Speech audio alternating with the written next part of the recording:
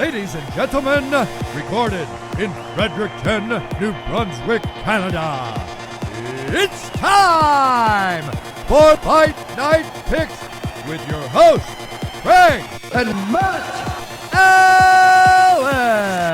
And just like that, we're back in action, getting set for UFC 279, Chimaev versus Diaz. Folks, as always, Craig Allen. You can find me on Twitter and Instagram at Craig Allen FNP. So many of you have in the last few hours because, as you know, I mean, goodness, UFC 279 is completely fractured. It's frazzled. It was put back together thanks to the top brass with the UFC. But in your main event, as you can see from the updated thumbnail, Tony Ferguson taking on Nate Diaz. That one's 5 rounds at 170 pounds. Co-main event, Khamzat Chimaev taking on Kevin Holland. That one at a catch weight of 180 pounds. Holland was already booked for a catch weight at 180 against Daniel Rodriguez, who's now in a catchweight fight at 180 pounds against Jingliang, who weighed in for welterweight. I'll wait for you to digest that, but I will say first, Chris Barnett weighed in at 267.5 for his heavyweight bout against Jake Collier. You had our own Canadian, I mean, we get the flag behind us, Hakeem Dawodu missed weight to take on Julian Erosa, but their fight is still on. Featherweight, catchweight, what have you, but plenty of catchweight fights on this card. Matt and I updated those top 3 fights, so Jingliang taking on Daniel Rodriguez, co-main event Chimaev versus Kevin Holland. That one's a 5-round fight. Main event 5-round fight, Tony Ferguson, the legend, the former Ultimate Fighter champ, against the other former Ultimate Fighter champ, Nate Diaz. We'll forego the fight of the nights. We'll forego the opening banter. We'll get you straight into those previews and the predictions, but I want to leave you with this. Don't forget about question mark kicks. That one is live 2 hours before the prelims. Prelims start at about, what is it? About 7 p.m. our time, so 5 p.m. Atlantic, 4 p.m. Eastern, you know the drill. So 4 p.m. Eastern, live for question mark kicks. We answer your questions. You can hit us up with your chats, and it gets absolutely insane over with that show. I know this is going to be a crazy one, but also I want to remind you, the sidekick, we're live during the main card. We kick it off 15 minutes before just so we can kind of recap some of the fights. Sometimes there's some stragglers and different things going on, but we'll be live for that big time main card again with those 3 new fights that have been shuffled around. I can't wait for it. Matt's excited about it. All kinds of content coming up. Hopefully you enjoy it all. Drop a comment with the picks that you have for this card. A like is always appreciated. And you're going to want to keep it locked in with Fight Night Picks. We always say, let's get into it. After taking rounds against Brian Bam Bam Barberena and Ian Machado Gary in 2 losing efforts to kick off his UFC tenure, Darian Weeks out of Hewlett House is looking to get his first UFC win coming up this weekend against the former CFFC welterweight champ, Yohan White Lion Lainesse, the South Shore's own Yohan Lainesse. And for Lainesse, he's had a really interesting run in MMA because he was always a main kind of training partner with his coach, who's Patrick Cote. You know, Patrick Cote. Shout out to the OG. We don't talk about him Fought enough. Anderson Silva and lost due to a leg injury. Wild stuff there. But for Lainesse, he really is that kind of next guy in Montreal. And of course, he doesn't actually train at TriStar MMA. It's got to be said. He trains in the South Shore. He trains in Saint-Hyacinthe. He trained for his last bout at Niagara Top Team with some of the best out of Ontario. And for Lainesse, you look at it, I mean, the run through CFFC, he was able to get it done to win the belt against Evan Cutts back just over a year ago. Finished him in that bout. And the thing that I found most interesting when I went back and watched the tape, getting set for his UFC debut, it was especially that fight with CFFC. And one of the things that CM Punk, yes, Chip Magnet Punk, said on the commentary, said he was in the hotel gym the morning of the fight. So Lainesse had already weighed in the day before, and he asked him how much he weighed. Lainesse said 192 pounds. Matt, that's wild for a guy fighting at welterweight that he balloons up to that big. And you can see how big he was in his last fight against Gabe Green. That's exactly what I wanted to bring up too. Like, Yohan Lainesse is about as big as a welterweight can be. It's like prime Douglas Lima and Bellator, and then Yohan Lainesse is right behind him. But it does stand out. And like, Gabe Green's not a small welterweight by any means. Not the biggest guy for the division, but I'd say he's short, he's thick. Exactly. He fits in well to the division physically. Yohan looked like he might have been 2 weight classes bigger than him the night of the fight. And he does fight like a tall fighter would. He does work behind the jab. He throws a lot of straights. He does have really nice boxing with his hands, and he does have incredible power if he is able to land. The only problem is he'll kind of take some time off to try to set up that one big shot. And on those in-betweens, I wouldn't say he has terrible head movement because at least he moves his head a little bit. But the problem is, it's inconsistent, I would say, to best describe it. Like, some shots will get through, and the shots that do get through tend to harm him. And that's something that I do worry about in this matchup against Darian Weeks. Weeks, for me, this is a great reset for him, I think. He had two of the toughest first two fights you could have in the welterweight division upon entering the UFC. Brian Bam Bam Barberena. The guy's fucking 5-0, and they're like, hey, you want to fight Barberena? Who just knocked out Robbie Lawler, a former champion. Like, Brian Barberena knows how to fight, guys. And then, okay, no big deal. Like, you made a good account of yourself. You weren't able to beat him. You want to fight potentially the hottest prospect in the division next?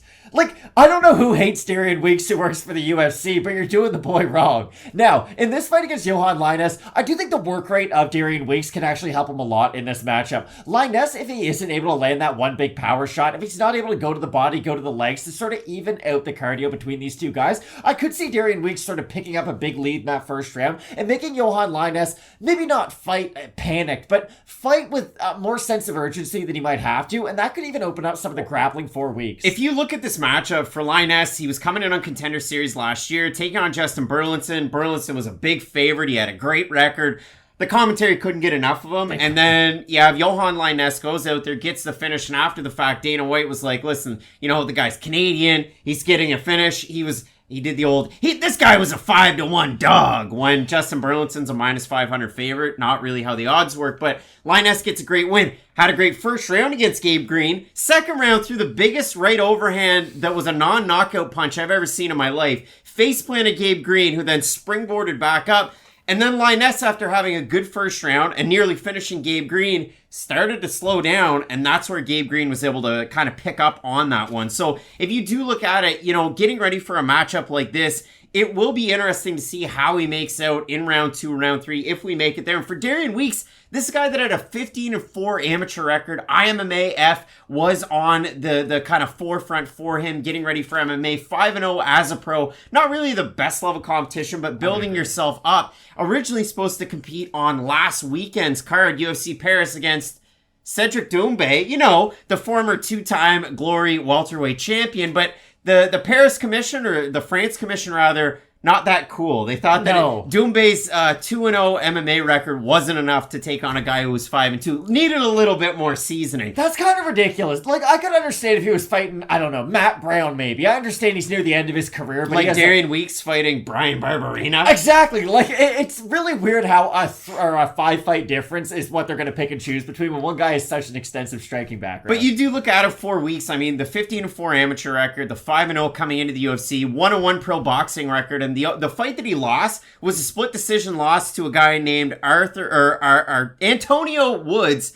And Antonio Woods was 5-0 at the time, and now he's 11-0. So decent level of competition for Darian Weeks, getting ready for this. But the big thing for Weeks is his well-roundedness. He can throw good volume, pick his power shots, and very effective with his wrestling. He had 4 takedowns against Brian Barberena, had 1 against Ian Machado Gary, the judo black belt. So again, good work rate out of Weeks, works behind the jab, good pressure, good at cutting the cage for a guy that's just 5-2. But again, you're taking on one of the biggest welterweights you're ever going to see, who has a ton of power in his hands in Yohan Lainesse. So this is a very compelling matchup. You look at the odds. Weeks open a +130 underdog, -136 right now on best fight odds. For Yohan Lainesse, open -150, +111. So the odds have shifted. The favorites now the underdog. We have a look at the Tapology votes, Matt. Surprise to us, they are to you. And I want to say this. I actually wrote this down because I wanted to just show the difference. This is how hot and cold fans can be. Yohan Lainesse, when he took on Gabe Green, the fan vote on Tapology, 73% of 3,373 fans had Lainesse to win. That's so insane. A huge percentage. I'm still going to think Lainesse commands the fan vote, but at a lesser percentage. I'm going to say Yohan Lainesse 60% over under. I'll say over. You're going to say it's over. We have a look at the fan vote, and look at that. So 600 total votes, 66% Lainesse, 33% by decision, 60% by knockout. For the 35% that have Weeks, 68% by decision, 24% by knockout. So Lainesse still favored by the Tapology voters. Didn't get it done his last time out. This is a very compelling matchup because stylistically they can both strike, but they do everything in different ways. That's what makes it such a good fight. Exactly, and I do think it is going to turn into a really fun fight early on the fight card. Like, the pay-per-view isn't as deep as a lot of other ones are, but I think, again, pound for pound, entertainment-wise, I do think most of the fights on this card are going to deliver, and I don't think this will be any different. I thought I was going to be a bit of a hipster picking the underdog in Yohan Lainesse in this one until we just saw the Tapology votes, but I really do think his physicality is going to help him defend some of those early takedowns. And the thing with Weeks is, it's not like he's unhittable. You can catch him clean. And to think that if Lainesse is able to catch him early, hurt him early, so that Weeks won't just get comfortable in the pocket, throwing a lot of volume, being able to utilize his wrestling to try to wear down on someone like Lainesse, I do think Yohan will be able to line up one of those power shots. And the thing that we often forget too is Lainesse earlier in his career, and when I say early in his career, it's not like he's an old fighter by any stretch, but before he made his debut against Gabe Green, he did throw a lot of body strikes, and I think that's something that's going to be open against Darian Weeks. If he does go to the body, at least, put water in the basement, like one of those Teddy Atlas terms. I think, again, like I said, it's going to even out their cardio and make this a much more competitive fight the later it goes. So I'm going to ever so slightly pick Lainesse, but I think this is a very competitive matchup. I like the well-roundedness out of Darian Weeks. As far as the takedown defense from Yohan Lainesse, we've kind of seen that exposed just a little bit in some of his fights coming up into the UFC, so I do like that out of Weeks. In terms of his boxing, I think he's the more efficient fighter when it comes to the two of these guys, because Yohan Lainesse, kind of like what you saw on last weekend's card, UFC Paris, you saw Alessio Di Chirico just swinging for the fences and punching air, and then in the third round, Kopylov was able to get it done. But if you look at it for Weeks, I look at him more like a death by 1,000 cuts type of fighter. So I like the efficiency out of Darian Weeks. It's kind of weird that the odds have shifted so much, and maybe by the end of the week, I kind of changed my mind, and I do go with Yohan Lainesse. He will have a 2-inch height and 4-inch reach advantage in this fight. We'll see if he can utilize that. He did, for the most part, against Gabe Green until he started to fall down a little bit, and then Green was able to pick up the slack. So we're split on the pick in this fight. I'm not going with the fellow Canadian, South Shore's own, Varennes' own, Yohan Lainesse. I'm going to be going with the man out of Missouri. It is Darian Weeks. It should be a good fight at welterweight. Some big fights coming up, especially the welterweight marquee matchup between Khamzat Chimaev and Nate Diaz. It should be a great one. Keep it locked in with Fight Night Picks, we always say. Let's get into it.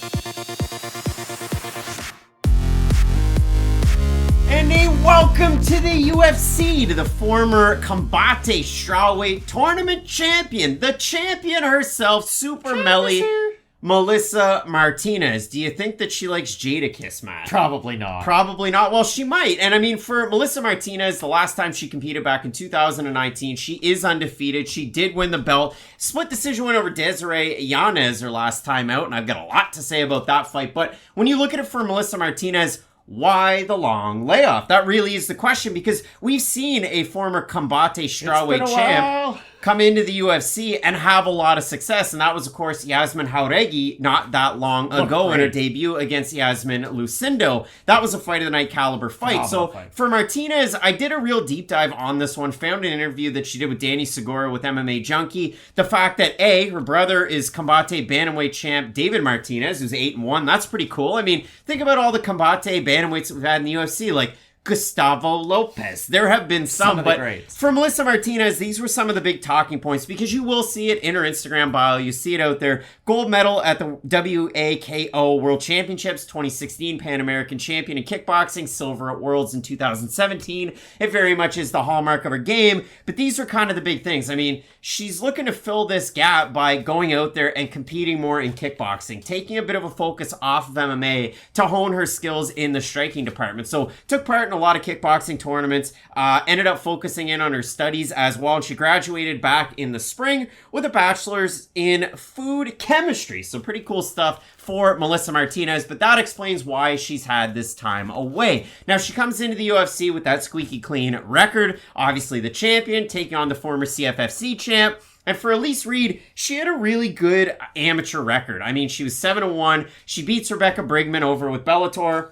Orion Star, look into it. And then after that fight with Bellator, automatically she's in a fight against Jasmine Jasdavicius for the CFFC strawweight belt. Wins that fight, wins 2 more fights, defends that belt against good competition too. That's a big thing for Elise Reed. Win over Julian DeCourcy, who's doing the damn thing with Invicta. Win over Hillary Rose, that you know and love. And then she takes a short notice fight against Sijara Eubanks up a weight class. That was hard to watch. And it didn't work out all that well. Then she takes on Corey McKenna. Now, that one was in England. McKenna from Wales. One of the judges thought McKenna won the fight. They weren't watching the fight. It was weird. Elise Reed did do a good job with her striking. Really, and then her last time out against Sam Hughes, could not defend the takedown and got finished on the ground. For Elise Reed, if you know anything about her, 3rd degree black belt in Taekwondo, owns the gym that she trains out of in kickside martial arts. She's, of course, the Virginia Military Institute graduate. She's a reservist with the U.S. military. So it's a really neat background that Elise Reed has.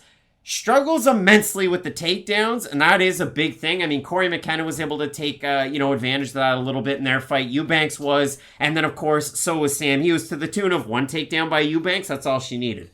3 of them by McKenna, 4 of them by Hughes. But when Elise Reed can flow with her striking, she succeeds. When Melissa Martinez can flow with her striking, she also succeeds. That's what makes this fight very, very fun, and I think it's going to be a lot more even than people might have you, believe. It's just so hard to get a good read on Elise Reed due to her UFC tenure up until this point, because, again, for the longest time, I know I called out John Anik, not like he cares, but still, for saying that, Miranda Maverick. Thank you. Miranda Maverick was the 2nd best flyweight in the world after she had beat Luana Jojua. Goodness, I butchered this. But I genuinely thought that Sijara Eubanks was the 2nd best flyweight in the world if she could just make the weight. Now, I know that's a big O by the way, but still, Sijara Eubanks at 125 pounds is a legit world beater. She's way stronger than most of her opposition, and she does have phenomenal ground and pound. She was able to put that on display against Elise Reed and put on a great performance in that matchup. But that's the thing. She beat Corey McKenna and looked phenomenal in that performance, and McKenna's a prospect who I had really high hopes for. Now,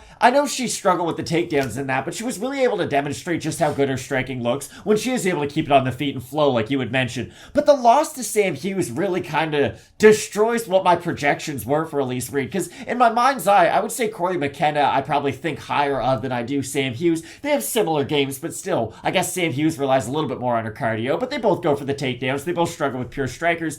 So for Reed, I think it is a case of we just know what she is going to really struggle with for the rest of her career, and we know what she's going to excel at. Now, against Melissa Martinez, I do think Elise Reed's going to be the more active fighter between these two, and I think that could help her. She does move extremely well on the feet, and if she is able to mix in her punches with her kicks and not just be a boxer, because that's the thing with Elise Reed, when she does throw kicks in combination with her punches, she does have a ton of success with that, but sometimes fighters can crash the distance on her and really force her to become a boxer, and that eliminates a lot of the good parts in her game, so she really has to avoid kind of being over-aggressive in a lot of these matchups. Now, if you do look at this, originally Hannah Cifers was supposed to be in the matchup. Cifers out on July the 2nd, so full camps really for this matchup for both of these women, and if you look at it from Melissa Martinez, over with Combate, combined level of the opposition out of those 7 wins is 17-10. Her last win was over Desiree Yanez, who was 5-1 at the time, so you want to subtract that a little bit. It's 12-9 before. I mean, 3-2, 3-2s, 3-2s, 0-1s.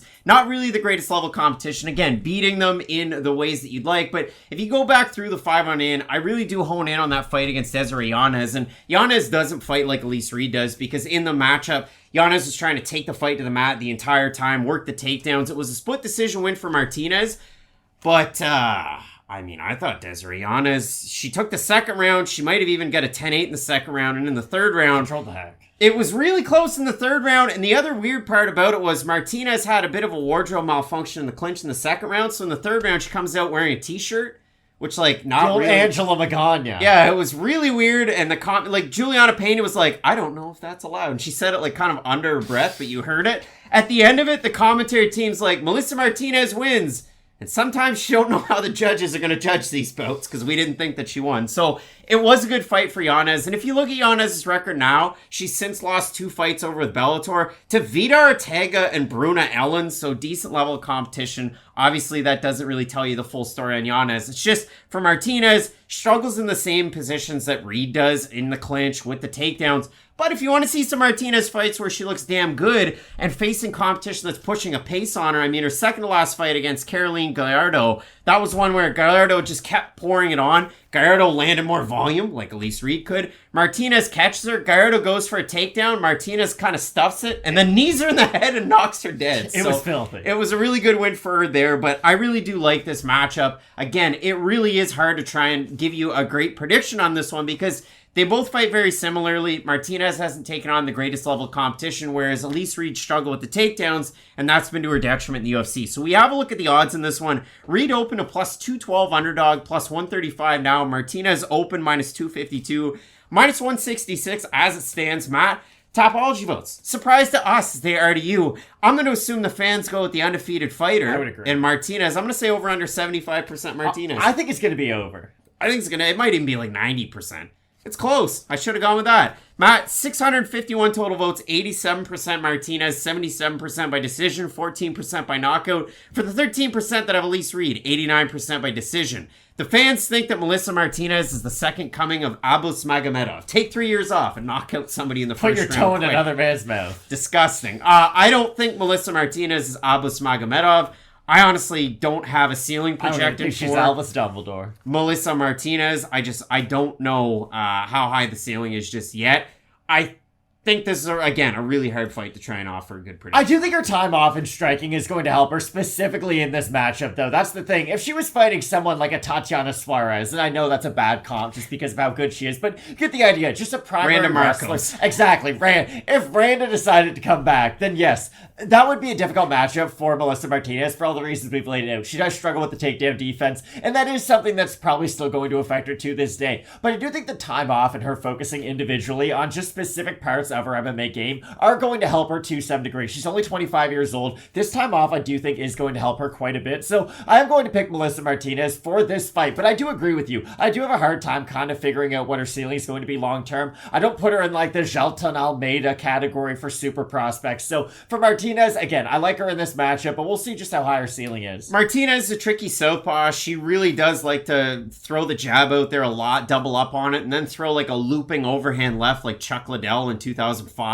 The other thing about Martinez that I don't necessarily love, especially in a matchup against Elise Reed, is her striking defenses. I back straight back with my hands dropped down and my head back. Kind of like... You're saying that's not effective, Craig? It's not good, but she did start off in MMA at 19. She's 25 now. She's taken the 3 years off, really honed in on her striking skills. So I'll go with kind of that futures, pick in Melissa Martinez, but not the most confident one on the card. And if you have Elise Reed, I don't have any strong argument against you down in the comment section. So let us know who you have in this matchup. Both of us going with Mexico's own Melissa Martinez, Super Melly, to get the win. We got a big time card coming up this weekend. Co-main event, Li Jingliang, the Leech, taking on Tony Ferguson, El Kukui. And in the main event, oh my goodness, Khamzat Chimaev, Boers against Nate Diaz. It should be a great fight with my terrible Bruce Buffer impression. Can't wait for it. Keep it locked in with Fight Night Picks. We always say, let's get into it. Coming up this weekend, UFC 279, we have a couple of Canadians on the card. I mean, we're Canadian, Chad Anheliger's Canadian, but we're not from Calgary, Alberta, Canada. Chad Anheliger happens to train and live in the area out of Champions Creed MMA or Muay Thai. And if you do look at it for Anheliger, he has a teammate on the card in one Hakeem Dawodu up a weight class. And if you do look at it for the monster, I mean, a super successful UFC debut, couple of knockdowns, finishing Jesse Strader not that long ago. And I mean, for Anheliger, such an interesting case because he was a guy that kicked off his MMA career in 2010 and started off 2-5. And when most people would give up, Chad Anheliger went, nope, I'm going to win 10 straight fights and make it to the UFC. So for him, it's been really wild. He really did credit the fact that he switched up camps a number of years ago to Champions Creed, and that really lit the fire. He got to train with a lot of great fighters. It ended up getting him to the UFC. He became the Rise FC flyweight champ, then the bantamweight champ, and he has a great finish win over Brady Heastand that was in the finals of the second to last season of The Ultimate Fighter. So great stuff for Anheliger. I mean, his win on Dana White's Contender Series, coming over Muin Gafurov by split decision. Dana White's comments were 5-1 underdog, and he's Canadian, so what the hell? Dana White, I don't watch tape on any of these fights. But if you do look at it for Anheliger, I don't care if you beat Muin Gafurov by split decision. That guy's a hell of a fighter. He is. Combat Sambo, master of sport. And I know Gafurov might have faltered against, like, John Lineker and, like, Reese McLaren. Like, real deal fighters with one championship. That's fine. So a great win for Anheliger there. A great win over Jesse Strader. And Matt, I think the craziest part about a guy who spent time at flyweight, spends time at bantamweight, and again, neither one of these guys the tallest, longest bantamweights. This guy packs a damn punch for this division. It is kind of wild, the amount of power that he possesses. Like, he has bricks in his hands, and it's absurd power. And I think it's really going to affect Alatengheili if he can land. Now, that's not a hot take. I think if he landed against, I don't know, Israel Adesanya, it would probably have somewhat of an effect, because that's kind of power that Anheliger carries in his hands. The issue is, he can get behind in some of his fights and then rely on his power to get him out of some problems. Now, when you do have the great eraser to a lot of questions, which is his great power in both hands, you don't really worry about some of the in-betweens. But I had a boss once who says, hey, we worry about the small things a lot because the small things become big things and we don't worry about them. That's the thing for Anheliger. If he doesn't fix up some of the smaller holes in his games and just tries to rely on his power against, more ranked competition in the bantamweight division, that's when it is going to get interesting. But for Alatengheili, I think this is a really good fight for him at this stage of his career. It's sort of I'm here to kind of prove that I was who you thought I was. Because if he is able to go in there, let's say he could just out-wrestle Chad Anheliger, put a pace on him, kind of keep Anheliger fighting behind and really trying to rely on that one big power shot, I think a lot more people are going to be invested into the future of Alatengheili. Well, and we've seen it out of Alatengheili. Debuts against Pickett, Denis. It's a fight of the night. It's a great one. Fight. They mix it up. And I mean, if you do look at it since then, it was a lot of inactivity for Alatengheili. I mean, he beats Ryan Benoit, utilizes wrestling, which John Dodson didn't need to do with BKFC. That flurry was wild, by the way, if you haven't seen it.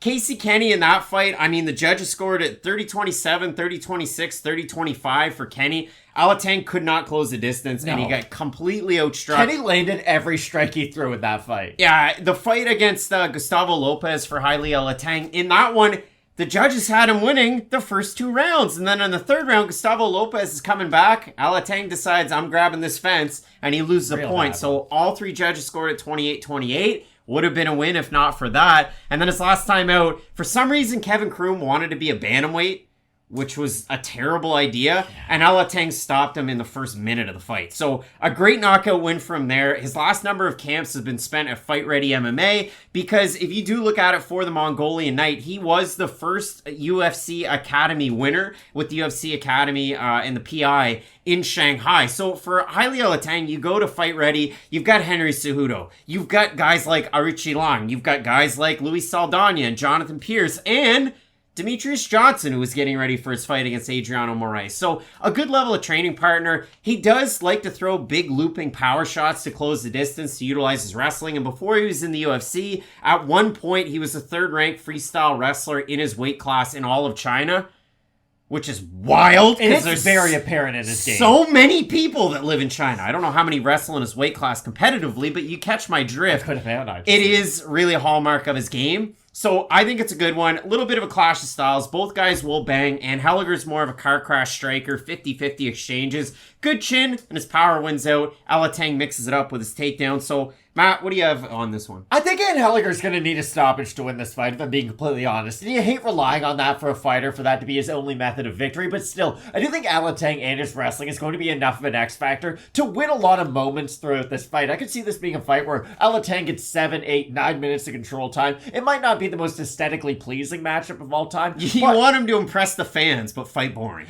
But the problem is, let's say he does go in there and gets into a 1-for-1 type of exchange with Chad Anheliger. That's leaving the door wide open for Anheliger to just barge in and get a massive win and then really advance his own career. Because for Anheliger, he is 35 years old, and in the bantamweight division, you're getting up there. Now, I know he's not all that old in terms of fight years. He's still somewhat young in the sport, but still, at a certain point, you are going to start slowing down, even though power's the last thing to go, and it's one of the major components of his game. I just think for Alatengheili, he is a little bit more well-rounded, and his foundation is a lot more with his grappling, and I do think that grappling is going to help him a lot in this fight, but I really could see this being a fight where Alatengheili wins 14 and a half minutes of it, just to get stopped in the last 30 seconds, because again, this is a very competitive matchup, and we have a lot of those on this card. And if you do look at at it, I mean, for Anheliger, open to plus 215, plus 143. He did get that win over Gafurov. He was able to rally a bit in that one. And if you do look at it for Alateng, open minus 255, minus 175 right now. We have a look at the Tapology votes, Matt. Surprised to us as they are to you. I'm going to set the over-under at 70% for Alatengheili in this match. I think they'll be under. I think they're going to be under. Look at that right there. 645 total votes, 70% Anheliger, 71% by decision for the 30% that have Alatengheili, 67% by decision.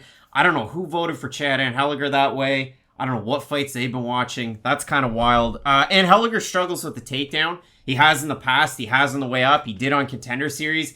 Alatengheili's that guy with his takedowns. For those reasons, I have Alatengheili in this matchup. Could Anheliger knock him out? Sure. I don't necessarily see Anheliger winning a decision in this matchup because I think Alateng can close the distance on him. So again, I have Alatengheili here. Again, he's the favorite. The odds are dropping. The fans have Anheliger. Maybe I'm on the complete wrong end of this one. Anheliger could, like Derek Lewis, Curtis Blades him, where Alateng's coming in for a shot from really far away, telegraphs the attack, and Anheliger blasts him with an uppercut. That's definitely a path to victory for him, but I still like Alateng in this matchup. Again, for all the reasons we laid out, he is definitely the superior grappler, and I think the pace is going to get to Anheliger at a certain point. Both of us going with the Mongolian Knight, Alatengheili, to get the win. Let us know in the comments section if you're on the side of the Canadian. I was going to say fellow Canadian, but most of you are Americans. Anyway, let us know who you have in the matchup regardless. We have a big-time main card coming up with Kevin Holland and Daniel Rodriguez and Khamzat Chimaev and Nate Diaz. A lot of welterweights. Wild stuff. Keep it locked in with Fight Night Picks, we always say. Let's get into it. The 15th ranked UFC bantamweight and 2021 main event feature, Norma Dumont, is going to be taking on the 3-time U.S. national boxing champion, 1-0 Danyelle Wolf in a very, very odd fight. And I can break it down in many, many different ways, but I will say for Norma Dumont, you look at it coming into the UFC, gets knocked out and dropped by a right cross against Megan Anderson. It was clean. It was right in the center of the cage. It was a marquee moment for Megan Anderson. She gets a win over Ashley Evans-Smith, Felicia Spencer, Aspen Ladd, and loses by split decision to Macy Chasson, which was a little bit of a surprise because Chasson had a lot of success in that matchup. If you do look at it for Dumont, as I mentioned, she is ranked 15th in the women's bantamweight division, but I think that Stephanie Egger and Jocelyn Edwards have better calls to that 15th ranked spot because the last win at bantamweight for Dumont was against Ashley Evans-Smith, November 2020, where Dumont weighed 139.5 pounds, Matt. So very, very odd stuff, and it's an odd ranking for her. You do look at it, though, and you want to consider her background. She is a black belt in Sonda, Chinese kickboxing, and it really is apparent when you do watch her fight. She's a brown belt in Brazilian Jiu-Jitsu, and for Norma Dumont, she can really do work in all three aspects of the game. She's not a fish out of water on the ground, and you did see that with takedowns over Felicia Spencer, Ashley Evans-Smith, and Aspen Ladd, and the last two of those fights were Spencer and Ladd. That's pretty impressive to be able to do that against those two fighters. What I like about Norma Dumont is she can do whatever her opponent's weakness is, and that's normally the path that she'll take. Like, if you're a really good striker, she can take you down and control you from the top position, go for submissions. If you're a really good grappler, she can force the fight to be on the feet and kind of expose your weaknesses in the striking department. But the issue is, if you are that upper echelon striker, you can get to Norma Dumont. It's not that she's impossible to hit by any means. Like, Macy had a lot of success with her own volume striking in that matchup, was able to land clean on numerous different attempts and combinations. So I do think there's going to be a world where Danyelle Wolf is going to be able to land a lot of her boxing combinations. The problem is, can Norma Dumont just take her down immediately and choke her out? Like, there's a part of me that just feels like this is a bit of a mismatch from Jump Street. I know Wolf's been working on her MMA game for a long time. She is a very high-level athlete. I'm not trying to diminish her accomplishments in combat sports whatsoever. But the difference is, Norma Dumont has only cared about MMA for a meaningful period of time now, and she is a high-level grappler. I don't know how much work Wolf has been able to do to make up the difference in those two departments. Like, could we just be seeing a Mickey Gall versus a CM Punk? And not that Danyelle Wolf is like CM Punk to where she's coming from a fake sport, but Mickey Gall was a brown belt. He wasn't some, like, world-class black belt who was beating everybody. Fake sport. It's still real to me, damn it. Exactly. But you get the idea. Mickey Gall wasn't, like, the greatest grappler of all time. He's a good MMA grappler, don't get me wrong. But just being a brown belt, he made CM Punk look like he didn't even belong in there, because he didn't. Could there not be a world where Norma Norma Dumont does the exact same thing to Wolf? I think you're really discrediting Danyelle Wolf because her story's kind of wild. She got into boxing at a late age. She was 25 when she put the boxing gloves on and then really transitioned into the amateur ranks. And if you do look at it, women's welterweight didn't have a spot in the London Olympics, didn't have a spot in the Rio Olympics. And then by 2020, she was able to get into trials, but not make it to the team. So if you do look at it for Wolf, I was kind of reading through some things. I mean, Topology has her boxing record is 27-14, but in an interview that she did with Sean Bitter in 2020 with Cage Side Press, she said, well, that's not really true. I mean, you know, in her own words, she was somewhere around 64-9. But regardless of that, she just had to kind of compete in the national tournaments, and she was able to become a national champion 2013, 14, and 15. She's had multiple belts. She was a national Golden Gloves champion, not just like the Houston Golden Gloves champion or like the Texas Golden Gloves champion. She was able to win it nationally at 152 pounds. She is a 152 pound IBJJF champ. If you read that in her Instagram bio, and if you don't really look into it, that was in the white belt category, so it is what it is. It's impressive nonetheless. All of these accolades are very impressive, and the thing that you mentioned that really isn't going to get talked about enough, she's 1-0 in MMA, and her pro debut was on Dana White's Contender Series, where she lost a very close decision and almost got finished in the second round against Tanisha Tenen. But I will say this, in all of the times where she wasn't able to compete in the Olympics, she said, oh, okay, well, I'm going to focus on MMA. And if you look at it on her Instagram, you go way, way back, because Danyelle Wolf's a known commodity for a long time. She was in the 2014 Body issue with ESPN. And Matt, when I thought of that, I thought, wasn't Was it Kevin Love one? No, that was a Prince Fielder one. Yikes. That was the best one. That was vegan Prince Fielder, right? He got thin for that. Yeah, that was the best one. But if you do focus on it, Danyelle Wolf, people have known about her for a long time. And again, if you go back, way back on the Instagram time machine, she was at City Kickboxing before it was cool. She was at Tiger Muay Thai. She's been at King. She's been at Alliance. She's been getting ready for MMA fights for a long time. She was just stuck in a bubble of, this woman has so much experience in boxing outside of an octagon. Nobody wanted to take amateur fights with her, and nobody wanted to take pro fights with her, and now she's finally getting her opportunity. And I still think she's really going to struggle with the grappling of Norma Dumont. Again, I don't discredit any of her background. That is all very significant. But there's a big gap in the grappling between someone who has been focusing on boxing for a lot of their life and Norma Dumont, who is a real brown belt, who has had success with her grappling at the UFC level. And if you're able to grapple with someone like Aspen Ladd for any period of time, I think you're going to be able to beat somebody, again, who won a white belt tournament at the ADCC. That's still significant. IBJJF, thank you. Sorry, wrong organization. But again, I just think there's a gap in the difference between these two's grappling. Now, again, like I said with Norma Dumont, does she struggle with rangy strikers? Of course she does. So I do think there's a world where Danyelle Wolf is able to work behind her jab, use a lot of volume, and use a lot of those great boxing skills to her advantage. I just think at a certain point, the clinch is going to get to her. She's going to start to wear down from some of the more unorthodox attempts that you get from MMA, and I do expect Norma Dumont to win on the in-betweens. It's kind of like how they tell you small market baseball teams have to win. They got to find their niche and exploit it. For Norma Dumont, I do think her experience in the sport is going to help her a lot, and again, I do believe she's going to hold a significant grappling advantage in this matchup. Norma Dumont, the Oakland A's of MMA. Matt, when it comes to the odds in this one, Dumont open to -350 favorite, -324 as it stands. For Wolf, open +285, +251. We have a look at the Topology votes, Matt. Surprise to us there to you. Over under 92% Dumont. I'll say under, but probably high. Oh, you son of a gun. 713 total votes, 91% Dumont, 77% by decision. For the 9% that have Wolf, 50% by decision, 44% by knockout, 6% of those sickos have her to win by submission. Matt, the thing that I didn't love about Danyelle Wolf against Tanisha Tenen on Dana White's Contender Series 2020, because it's not like it was this year or last year, it's been since 2020, is the fact that she threw a ton of volume but didn't land with much accuracy. We call that the Jody Escobar. It was double up, triple up jab, right hand. It was kick, reset, get moving, and then get blitzed. And the trouble was, for Tenen, she was landing punches from non-boxing angles. Like, they were weird angle punches from Tenen. And credit to her, they were pretty darn good. Almost finished her in the second round. And Wolf didn't really have the defenses for it. Maybe it's just not having the boxing gloves to defend against some of those strikes. Robin Black. The MMA angles of Conor McGregor are going to bother Floyd Mayweather. But for me, I like Norma Dumont in this matchup for those reasons.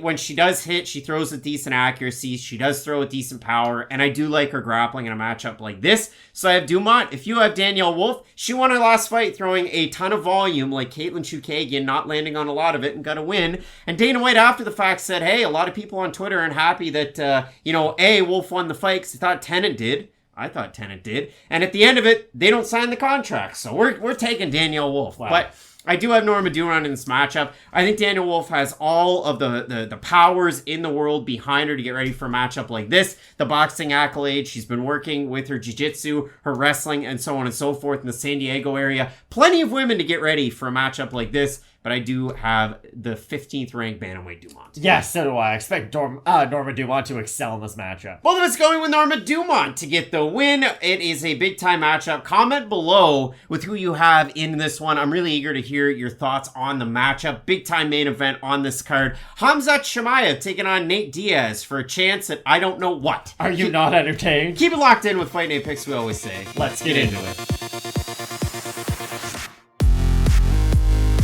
Couple of heavyweight strikers looking to get back in the win column. Coming up this weekend, we have Jake Collier, the original or model on which something is based or formed. That's the dictionary.com definition of the prototype. He's going to be taking on Beast Boy, Chris Barnett. Matt, I've never made a dictionary definition on this show, so there's a Fight Night Picks first. You're 4 years in, you get some crazy stuff. But if you do look at this one, Matt, for Jake Collier, kind of like Old Dirty Bastard, ooh, baby, I like it raw. He gets raw dog and shafted on some of these decisions. And he did his last time out against Andrei Arlovsky. He did when he took on Carlos Felipe.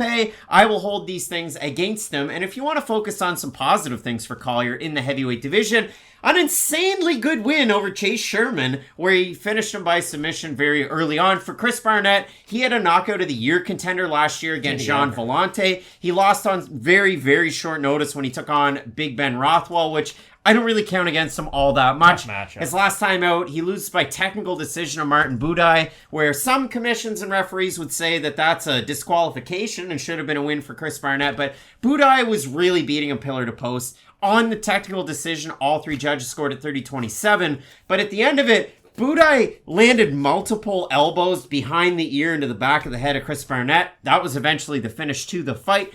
If you look at it for Barnett, I've talked about this a lot, but I wrote it out for this one. In 2014, Bleacher Report wrote an article, and it was titled, Chris Huggy Bear Barnett, the heavyweight you should be talking about. And it took him 15 more MMA fights to go from 2014 to making his debut against Rothwell. So, again, Barnett's one of those guys that has flashy striking, obviously the Taekwondo background, his family's gym. He was a guy that was born in Spain, grew up in and around New York. He is a very, very interesting fighter, and I absolutely love that he's in the UFC's heavyweight division. And for the prototype, Jake Collier, a guy who came in at middleweight after being an RFA champ, getting a win over Gabriel Checo. Rashad Evans is doing that stuff in 2022. But for Jake Collier, the run in the UFC, not the sexiest. I mean, 5-6 overall. Had that win over Marcel Fortuna, or had that fight rather against Marcel Fortuna at light heavyweight some years ago. Takes the long layoff, fights Tom Aspinall.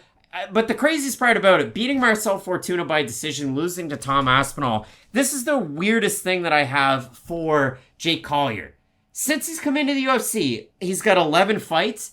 He's Randa Marcosing it, and in terms of MMA math, he is winning this fight against Chris Barnett because you can't win and lose fights forever, but I think he will in this one. Who do you want to be when you grow up? Randa Marcos? Charles Rosa? I think this is a really fun matchup in the heavyweight division, if I'm being honest. I think Chris Barnett is an interesting character in the division. Same thing for Jake Collier, because Collier, I think, could probably find himself in that 10 to 15 range in the heavyweight division at some point. I don't think that's completely out of the picture, just because he is a well-rounded enough heavyweight. And again, like you said, he has gotten kind of shafted on a few of these decisions. So I do think that if a few things broke his way, I think there's a world where he could find himself. Again, I don't think he's beating Francis. I don't think he's beating Cyril or Dai Tuivasa, but he could maybe have a competitive fight with Sergey Pavlovich. Like, okay, probably not anymore, but you get the idea. There's a world out there where Jake Collier, Marcin Derek Lewis. Tybura. 2023. There you go. Like, matchups like that could be fun fights that Jake Collier could find himself in, but he is a really well-rounded heavyweight. The problem is, in all of his fights, he does get hit, and it does feel like it's okay. The work rate of Collier versus the damage that his opponents are able to do on him, because even in the Tapa fight, even in the Arlovsky fight, he is getting hit clean quite a bit. That is the one knock against him that I would have, and it does affect the judges, I would say, because that Arlovsky fight, this isn't joking. That was the worst decision I've ever seen in my entire life. I don't know if worst ever. Yeah, it was the worst. Okay. It was the worst decision ever. Settle down, Craig. But for Jake Collier, the problem is, even Arlovsky was able to hit him clean a number of times in that fight, and I think that maybe that could have skewed some of the judges. I agree with you. I thought Collier was able to do more than enough in that fight to win. But that's the one knock against him, and against a power puncher like Chris Barnett, who is able to throw from some of the weirdest angles ever, because it's like you're fighting a big bantamweight, kind of, who has absurd athleticism. It's a lot of looping hooks. He does lunge into a lot of his own strikes, and that's the one thing about both these guys. This could end via first-round knockout. This could end via decision, but I could see both guys having success early. The difference is, I think Chris Barnett's really going to have to get off to a good start to try to equalize the work rate that Jake Collier brings into the matchup, because if Collier is able to throw some leg kicks, work behind his jab, really clinch a lot to wear on the smaller Barnett, I do think that's going to affect the fighter formerly known as Huggy Bear, which I gotta be honest, I think I like that more than Beast Boy. Chris Huggy Bear, it's just ridiculous, really. For Chris Barnett, the craziest part about it is this guy spent time at super heavyweight. He was a super heavyweight champion with a smaller organization at one point. But I agree with you. It's funny that I say this about a super heavyweight and then the bigger fighter being Jake Collier. Jake Collier throws very, very good and efficient volume for a heavyweight, and he can keep a pace through all 3 rounds. So I do like that out of him. If you do look at it in the Arlovsky fight, Michael Bell, 30-27, Collier, Sal D'Amato, Douglas Crosby, 29-28, Arlovsky, MMA decisions, 6-30 27s and 8-29 28s for Collier. And yeah, Twitter was ablaze after that fight. If we do have a look at the odds in this one, Collier open to -300, -381, so a lot of chalk there. For Barnett, open +250, +289 as it stands. We have a look at the Tapology votes, Matt. Surprised as they are to you, I'm going to say over under 82.5% Collier. I think it'll be higher, to be honest. It's going to be higher. It is lower. We have 667 total votes, 67% Collier, 71% by decision, 15% by knockout. For the 33% of the astute Barnett choosers, 73% by knockout. Matt, I would say if Chris Barnett wins, it's probably going to be by knockout. Oh, without a doubt. This is what I will say. I do like Jake Collier in this matchup, again, for the reasons we laid out. I like his well-roundedness. I like the output he's able to employ. But Tai Tuivasa knocking down Ciryl Gane scares you about this matchup. That's exactly what I was going to say word for word. Tai Tuivasa was an even bigger underdog against Ciryl Gane, and he was able to clip the much bigger and the much, I guess, light-footed fighter in Ciryl Gane. So anything can happen in the heavyweight division, and a guy like Chris Barnett does have absurd power and does throw unorthodox strikes, so he could land a big shot on Jake Collier. So this fight is more than a parlay buster, I think, for a lot of people out there, even though I do have Collier to be the winner. Yeah, going with Jake Collier as well. Poppin' popcorn from Fight Night Picks coming up this weekend. Should be a great matchup here on the main card. You've got D-Rod, Daniel Rodriguez, making the comeback against the Trailblazer Kevin Holland in the main event. Oh my goodness, Khamzat Chimaev, Nate Diaz, you're not going to want to miss it. Keep it locked in with Fight Night Picks, we always say. Let's get into it. Coming up this weekend in a matchup that was originally scheduled for July's UFC Fight Night, Rafael versus Rafael, we have Jamie Pickett taking on Denis Tiuliulin. Matt, we made a video about this 2 months ago. We're going to throw it on back to that video. We're going to update the odds and give you a final pick and prediction on this match.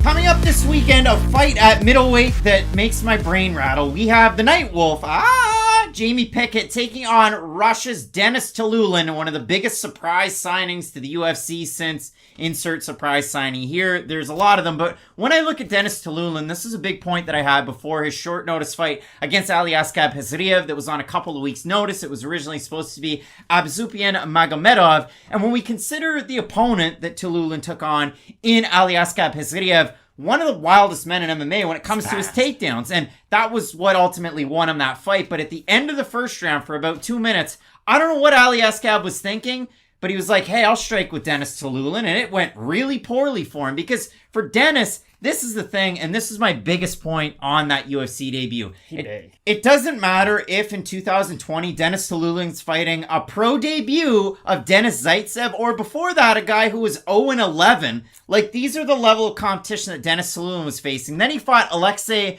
Novikov, who was 7-9. He then loses to Ikram Aliskerov, who is a good fighter, over with Brave. You might have seen him as well with Eagle FC. And then a win over Juscelino Ferreira, which was a good win a year and 3 months ago to get him into the UFC. But my biggest point about this is, doesn't matter if he's fighting a guy that's 0-11, making a pro debut, or Ferreira, who was a good fighter. He fights the same damn way every time. 1-2, 1-2, pressure, the occasional hook.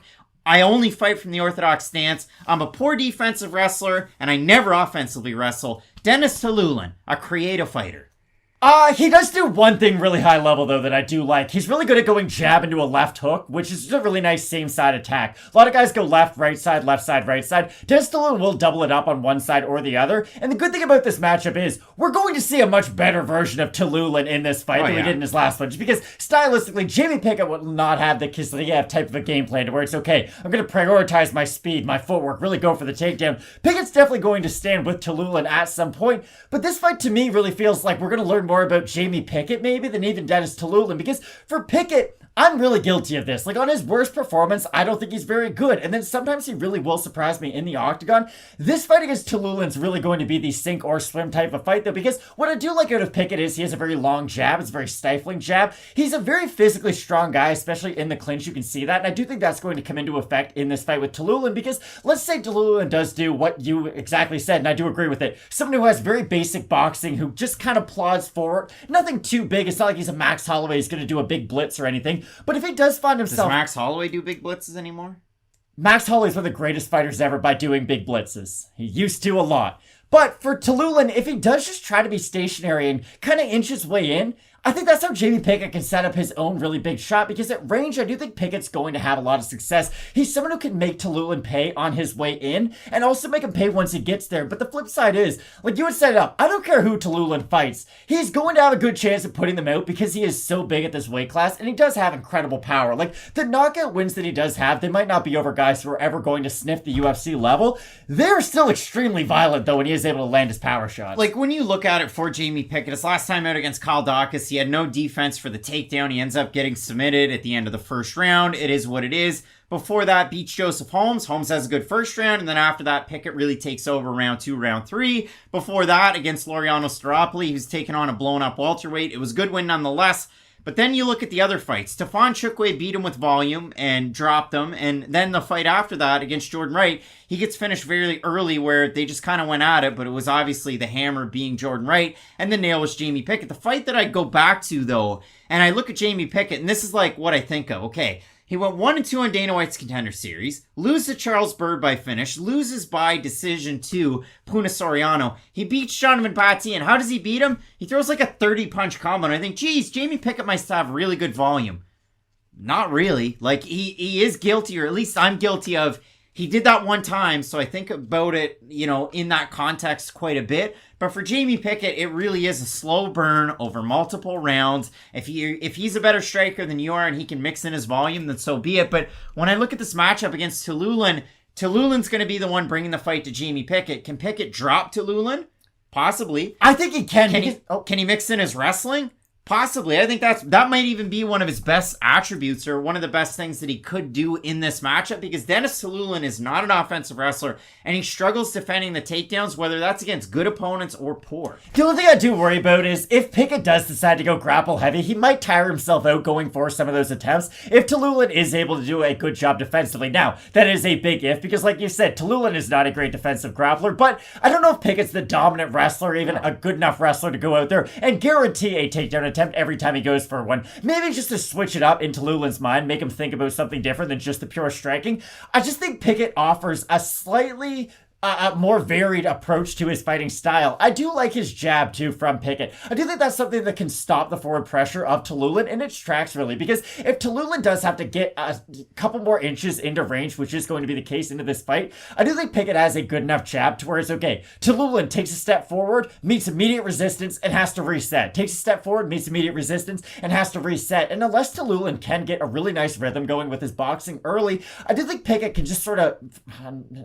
I did not mean to set this up this way. Pick him off, for lack of a better term, because Jimmy Pickett, like you said, in flashes will look like a great volume striker. In flashes can look like he has really good power, but he does struggle to put those two aspects of his game together. I do think an opponent like Tiuliulin, though, is almost like a good building block to help Jimmy Pickett get his own game back together. It really is tough, too. I mean, the lasting image of Tiuliulin's last fight, he's asleep on the mat. Like, Hazaria put him out with rear naked choke. All right, so when we look at the odds for Pickett versus Tiuliulin, Pickett opened to minus 180 or thereabouts, and the line automatically adjusted to a minus 138 for Tiuliulin, open plus 155. He is now sitting at a plus 112, so a very volatile matchup in the middleweight division. We have a look at the Tapology votes, Matt. Surprised us there to you. I'm going to say over under 65% Pickett. I'll say over. I'm going to say they're going to be over. Oh, look at that. They're right there. 699 total votes, 74% Pickett.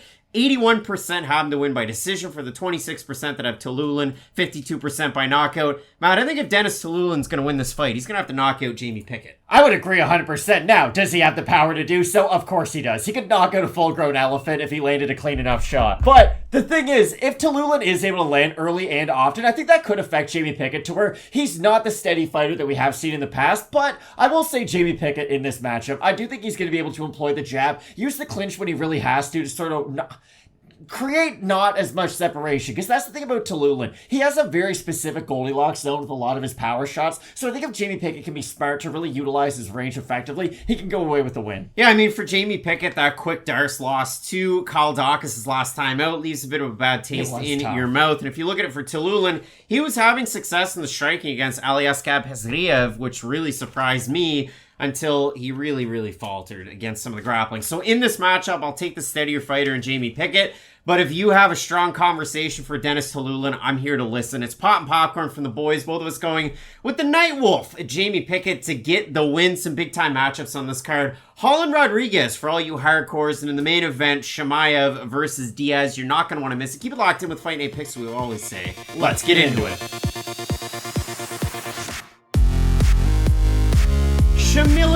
Chimaev was out on September the 1st as announced by Zeca Azevedo of Combate down in Brazil. So as reported by Mr. Zeca Azevedo, at a combined weight of 100 kgs, that's what it said when I did the math and I did the translation, but what we're looking at is going to be a catch weight of 220 pounds. We have Brazil's Maladinho Jailton Almeida taking on the most aggressively nicknamed man ever, the Pleasure Man, Anton Turkalj, out of Sweden, a guy who trains at All Stars with the big names. You know them, Khamzat, Chimaev, Alexander Gustafsson. Who else trains there? There's a lot of great fighters that have trained there in the past. And Latifi. You do look at it for Anton Turkalj. He was successful getting a win over Ocasio dos Santos on Dana White's Contender Series in week 1. And if you've watched any of Fight Night Picks Dana White Contender Series shows, which I implore you to do, because these videos here, a lot of people get tripped up.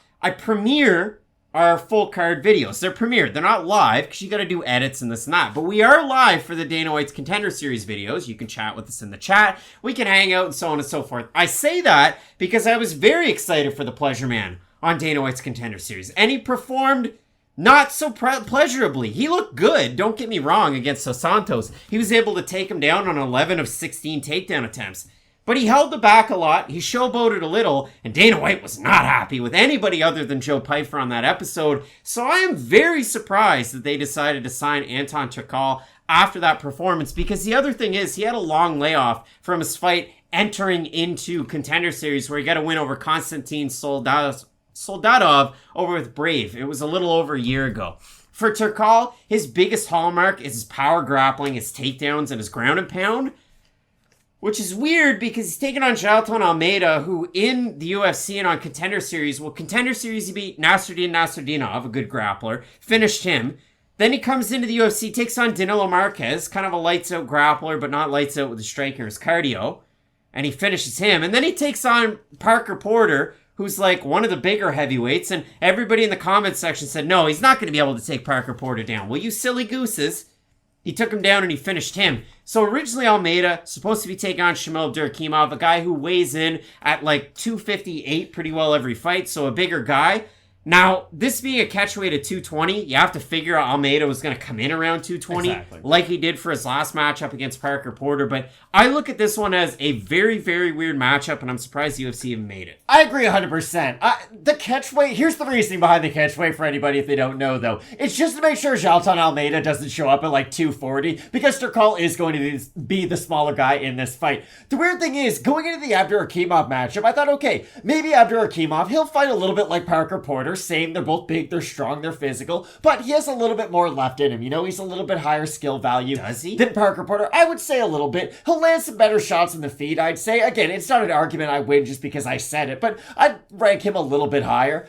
And Jailton Almeida, like you said, has shown the ability to fight guys much bigger than him and be way stronger than he has any right to be for being as small of a heavyweight as he is in this division. So I don't know how he isn't going to out-grapple the smaller Anton Turkalj, because for Turkalj, he's going to rely on a lot of the same weapons that Almeida is. The difference is, Almeida's way bigger now. I'd say he's more explosive, and Jailton Almeida is a decent striker at long range. He is someone who'll throw some kicks. He can take chances because his ground game's so good, and that's the thing. I keep on going back to what Dana White had said on week 1 of Contender Series. No, let me, because I have the quote. Okay. I don't watch anything on anybody before they come here. Be Joe Pyfer. Try and finish the fight. Try and win. And then he dropped the mic and left. There you go. But Joe Pyfer did look good to his credit. The thing was, yeah, Turkalj looked good, but not great. And normally on that show, you have to look great to get signed. So I'm kind of surprised to see them just feeding him to the wolves and one of the best prospects, if you want to still consider him a prospect, and Jailton Almeida at the heavyweight division. It's very strange matchmaking for a card that I've lauded for how good the matchmaking's been. Yeah, like Turkalj was a minus 225 favorite in that matchup against Dos Santos. 29-28, 29-28, 30-27. The judges had it. And as I said earlier,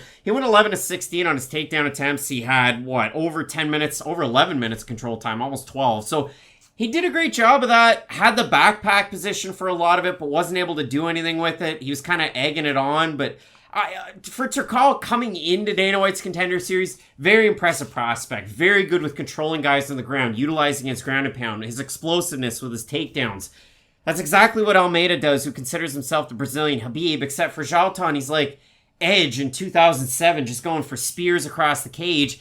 Gets you down with a double leg, then he wraps the legs, and then he waits till you roll to get your back. And if you do look at it, I mean, for Turkalj, I gotta say this. 2017 IMMAF European Champion, 11-3 amateur record, made it to the highest heights. He was like a part of IMMAF Asia, up near the finals, the world, so on and so forth. But if I do look at it for Almeida, 8 of his submission wins are by rear naked choke, and that really is his bread and butter. So we look at the odds, and they're pretty well cooked. Depending on the sites, because there's only a few that have odds, because this one is on such short notice for Turkalj.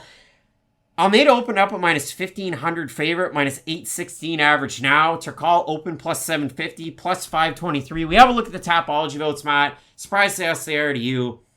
Are they, though? I'll be cheeky. I'll say over under 97%. I was thinking the exact same. I'm going to say over. You're going to say over 97? That's only 91. 416 total votes. 91% Almeida. 61% by submission, 23% by knockout. For the 9% that have Turkalj, what is it, 81% by knockout? So a lot have him to win by knockout. Matt, it would surprise me if Turkalj won this fight. Yeah. Like a lot. Like Jailton Almeida, I think is going to be in the top 15 sooner rather than later in the heavyweight division. Heavyweight or light heavyweight? That's the thing too. He could move down to 205. Let's say he does suffer a loss at the heavyweight division. He might get out wrestled. Let's say Curtis Blades, just a bigger, stronger guy. Let's say they have a good fight, a competitive fight, but Blades wins. Jailton Almeida could immediately decide, okay, I'm a 205er now. Watch me whip, watch me nay. So maybe Jailton Almeida is going to have one of those like 2 ranked careers, if you will. But I do expect Almeida to excel in this match. I mean, for Turkalj, to me, he looks like a pretty big light heavyweight. And if you look at his career arc, he's had one fight at middleweight. He had a couple of catchweights, 207 and 209. So it'll be interesting to see where both these guys show up at on Friday. Eager to see that. We'll talk about it on Question Mark Kicks on Saturday, 2 hours before the prelims. But as of now, both of us going with Brazil's Maladinho, Jailton, Almeida to get the win. A big-time card, including a possible fight of the night between Hakeem Dawodu and Julian Erosa. You're not going to want to miss that one. Keep it locked in with Fight Night Picks, we always say. Let's get into it. If you liked Charles Jourdain versus Nathaniel Wood last week and at featherweight, you're absolutely going to love a possible fight of the night between me and Hakeem Dawodu taking on Juicy Julian Erosa in a big-time fight. I mean, you look at it for both of these guys. For Hakeem Dawodu, really inactivity's plagued his last number of years, and he's picked it up here recently, especially with his last win over Mike Trizano. He really did look good in that matchup with the striking, mixing it up to all three levels. Taking on Julian Erosa, who...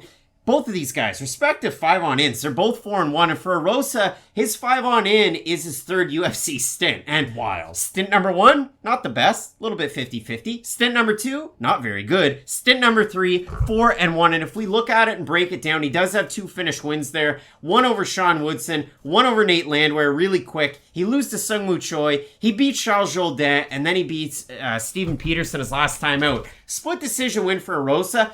Go back and watch that fight. You have time. You can do it unless you're cramming and you're watching this right before Dawodu and Erosa fight. That was a fight of the year contender between a couple of unranked guys. And for Julian Erosa, really did look good. In the third round, both guys bloodied up. It was like Lawler McDonald. It really was. Like, it was crazy the pace that those guys pushed. But Matt, for Julian Erosa, this guy really has turned his career around. Yes. He's been billed forever out of Yakima, Washington, but moved his training in this third stint down to Extreme Couture.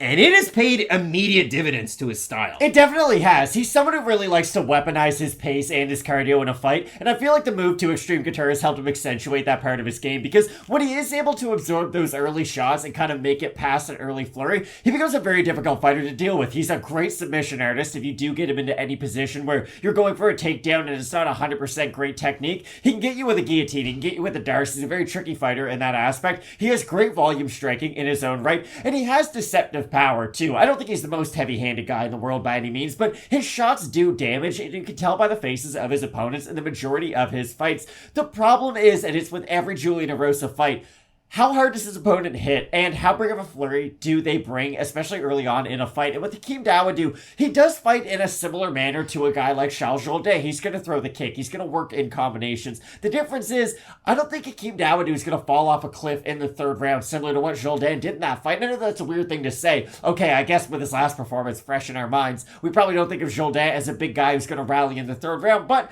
normally he has been able to do that in his UFC career. But against Julian Erosa, the pace really got to him. The jab really got to him. The damage started to get to him. So Julian Erosa was able to overtake him as that fight progressed. The difference is, I think Hakeem Dawodu is a much more disciplined fighter with his approach. I think he's someone who, if he hurts Julian Erosa, he's not just going to blow out his tank trying to finish him. He's going to be a lot more disciplined, like I'd said. And the thing I do like about Hakeem Dawodu is he's going to use the leg kick a lot in this fight, I think. Julian Erosa is very heavy on that lead foot. He's someone who requires a lot of his boxing style. He's not going to throw a lot of kicks. So if Hakeem Dawodu is able to damage that front leg enough, I don't think Erosa is going to be his normal explosive self in that third round, and I really think it's going to even the battlefield as this fight continues, because if Hakeem Dawodu has a great first round, you're still going to worry about him in the second and third round, but the difference is, if he goes to the body with that left hook, if he throws the leg kick, those are going to even it out, and it's going to take away Julian Erosa's biggest advantage. Well, if you look at it for Dawodu, I mean, coming in, he was a super prospect at a World Series, and then he loses to Danny Henry really quickly by submission, so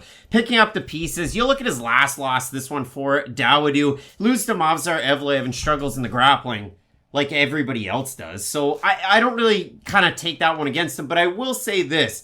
Against a guy like Julian Erosa, who can mix it up with his own takedowns, he was able to get some against Peterson, he was able to get some against Charles Jourdain. He can make it tricky that way and make you think about what you're doing, but I do like that. I mean, for Dawodu, very efficient striker. He does like to hit all three levels. He will work his punches to the body, and he will throw kicks as well. His leg kicks are some of the best that you're going to see in the featherweight division, and he doesn't fall off a cliff. And if you do look at it for Hakeem Dawodu against one of the bigger guys in the featherweight division that pushes a big, heavy pressure with his boxing against Mike Trizano, I mean, just in terms of the number, 330-27s by all three judges' accounts, but 141-70 were the significant strikes in that one, with 29 leg kicks for Dawodu. That just goes to show how well he can do against a tactician that's in some respects similar to a guy like Julian Erosa. Big, tall, forward pressure boxing, and Dawodu passed that test last time. And I think it was important for him to put up big volume numbers in that fight, because up until that point, the problem with Hakeem Dawodu is it looks very good, the technique, but he doesn't always throw the most output behind his shots. He'll throw that one nice combo, and then he'll kind of wait. And the problem is, it's going to look good when he lands, but unless he is able to get significant knockdowns or cause real damage, it's really hard to score rounds in his favor if he is only landing 5, 6, 7 clean shots and just being sound defensively. So I think there's a world out there where Julian Erosa can really get ahead with some of his volume numbers and put a pace on Hakeem Dawodu that he's not really used to. The only problem is, if Erosa does utilize that kind of a tactic, I think it's going to put him in the line of fire for a lot of the power shots of Hakeem Dawodu. And I know Hakeem hasn't shown the highest level of power in the UFC up until this point. I say he has more knockdown power than knockout power. I think if Julian Erosa is kind of meeting him halfway with some of that forward movement, it's just going to improve the already decent hand speed and power of Hakeem Dawodu. But I do think this has more than enough potential to become a fight of the night by the time it's all said and done. I'll mention the odds in the Tapology votes, then I'll give you my pick here. And I do have quite a bit of reasoning here. So Dawodu open -190, -232 average on best fight odds. For Erosa, open +165, +185 or thereabouts. We have a look at the Tapology votes, Matt. Surprised us there to you. I'm going to say over under 80% Dawodu. I think they'll be under. I think they're going to be under. Right on. 711 total votes, 80% Dawodu, 68% by decision, 25% by knockout for the 20% that have Erosa, 43% by decision, 40% by submission. I have Hakeem Dawodu, and my reasoning is they talk about this in every Julian Erosa fight, and it hasn't gotten him caught in his second stint in the UFC, but it got him caught all the time beforehand. And I don't know how he's gotten better with age, but this is it. He walks forward and comes in with shifty angles. He'll switch stances in his combinations. I think that'll get him caught. He's heavy on either lead leg because he will switch stances, but he's primarily going to go from one side. He'll get caught to that lead leg. It'll compromise some of his movement. The other thing that Erosa does all the time, walk in with his hands down. He's a hands down type of fighter, and it's not like I do this almost every week. I didn't do it last week. These still fighters that fight with their hands really low, like they're using a brush saw, like Blood Diamond fights that way. There's a lot of kickboxers and Muay Thai artists that for some reason hold their hands low instead of holding them really high. Alistair Overeem's always who I think of. Most Thai fighters. Alistair Overeem's another one. Julian Erosa just straight up holds his fists low down by his sides, and then he kind of walks in, which helps him throw from odd angles and throw those big power shots. So I do like Dawodu in those, different in-betweens. And maybe Erosa is able to get the finish one against Dawodu. I just don't necessarily see it this weekend. And for those reasons, I have Calgary's own Champions Creed martial arts guy in me and Hakeem Dawodu. Yeah, I can't stress it enough. I think those leg kicks are going to cause havoc on Julian Erosa. He is very heavy on his legs, like we've mentioned. Again, he's not a kicker. He really does utilize his boxing a lot. And people have talked about this with guys like Nate Diaz their whole entire careers. When you're a boxer, you're very heavy on that front leg. And that's the problem. Erosa does utilize his footwork, like you had mentioned. So if that movement does get compromised, I think it's just going to give Hakeem Dawodu an even bigger advantage in the striking department. And that's why I do like Dawodu in this matchup. But I will say this, even though both guys have had losses at the UFC level, I think it's about time for the winner of this to probably get a ranked opponent. Maybe not an opponent who's currently in the rankings, maybe someone who's just got out of it, but I think they're starting to inch the way up into that top 15 conversation. Shane Burgos, oh no, he's at the PFL. Big time fight coming up this weekend. Both of us going with Canada's own Hakeem Dawodu to get the win. Let us know in the comments section who you have, because Julian Erosa's got a great opportunity in this fight as well. It takes two to tango. Big time fight coming up next. Oh boy, Kevin Holland taking on Daniel Rodriguez. You're not going to want to miss it. Keep it locked in with Fight Night Picks, we always say. Let's get into it. Volatile light heavyweight's going to be trying like Mac DeMarco in 2014 with that big time song. You folks know it. Spend some time away, getting ready for the day you're born again. Spend I'd like some to apologize time to alone. Understand that soon you'll run with better men. Alone again. Both of these guys need wins, and they're going to have to try really hard to fight with better men. And for Johnny Walker, 1-4 in his last 5 fights. It has been a bad run. And if you look at it for Walker, beats Luis Enrique over with Dana White's Contender Series, Brazil. He then gets 3 first-round finish wins. And then he becomes just the nail to everybody's hammer. I mean, he loses to Beaston 25-8 by finish, tries to pick up the pieces, loses to Nikita Krylov by decision, gets completely out-grappled. Then he goes in and fights Ryan Spann. Oh, wait, no, he doesn't. No, he doesn't. Because the point is, he goes out there and fights Ryan Spann. Yes, he does. And gets the knockout win. And that's the thing. Because if you want to play MMA math in this matchup, Johnny Walker's finished Ryan Spann. Yohan Cutelaba, last time out, got finished by Ryan Spann. So by that logic, Johnny Walker wins. But for Johnny Walker, that's not really the logical way. He loses to Thiago Santos after switching his camp up to SBG Ireland. Doesn't throw any volume. Very tentative in a 5-round fight. And then he goes out and in its last time out fights Jamal Hill and looked like Al Harrington's wacky waving inflatable tube man. It was a really tough performance for Johnny Walker. The good thing about both these guys, though, is it's not like they're losing to nobodies. They're normally ranked fighters who are on the come-up trying to make their own title run, other than Thiago Santos, who's a little bit past it. But still, Thiago Santos, I'd say, is a tough out for a lot of guys in the top 15 of this division, even to this day. So for Walker, again, it's not like he's losing to guys who are just coming off a contender series. But when you had the hype that he did at one point, like, Johnny Walker was expected to be the guy to beat John Jones. That's not a joke. Like, that's a real storyline that people had. That was a real narrative. Johnny Walker, flying knees, Muay Thai elbows, like, the guy's got it all. The problem was, if you had watched him on the regional scene, you noticed that he has always had an issue in his style. He's not the most durable guy when he does get hit clean, and I know against Thiago Santos he was able to eat some clean shots, but still, Santos isn't the power puncher that he once was in his career, and for Walker, we have seen him get hurt numerous times at this stage throughout his UFC tenure, and I do worry about that, especially when he's fighting a guy like Cutelaba, who does possess abnormal power, even though he doesn't necessarily have the more refined skills surrounding that power. Still, if Cutelaba can land some of those big shots early on, I don't expect Johnny Walker to be able to eat that power. But this might be one of the weirdest fights where Johnny Walker has a cardio advantage. Now, I know it's hard to just come out and say that, but even against Santos, not necessarily. I would say Cutelaba has better output, but Walker can be steadier for longer. So here's my big counter, and this is my big point of the whole video. If you look at it for Walker, 1 of 4 in the 5-on in, it's not great. For Cutelaba, yikes. 1-3 with a draw on his 5-on in. His losses, 2 knockout losses to Magomed Ankalaev. His last time out, he loses to Ryan Spann. His win over Devin Clark. His draw against Dustin Jacoby. The interesting things around this one. Magomed Ankalaev, heir apparent to a title shot against Yuri Prohashka in the near future. Cutelaba, is he out? Isn't he out? I don't know in the first fight. We knew in the second one. The second fight, it was for sure. His fight against Dustin Jacoby, 10-8 round 1. And then his cardio fell off, and he kept going for takedowns, but he couldn't get them, and Dustin Jacoby succeeded with the striking. His fight against Devin Clark, I mean, that guy put on his Francis Ngannou knee sleeves and his wrestling shoes. He had cardio for all 3 rounds, and he completely out-wrestled Devin Clark, who's a great wrestler in this division. And then his last time out against Ryan Spann, he completely out-wrestles him for the early goings of the fight. He goes for a looping overhand right, slips, and then as he stands up, Ryan Spann goes, I'm the tallest guy that goes for guillotines all the time. Boom. Cinch that one up, and then he rolls and ends up on top and holds it for way too long as Cutelaba's tapping for dear life. They end the fight. Cutelaba loses by submission. Yohan Cutelaba throws power like it's going out of style, but he throws power to also close the distance to try and take you down. And he's very, very good with his takedowns.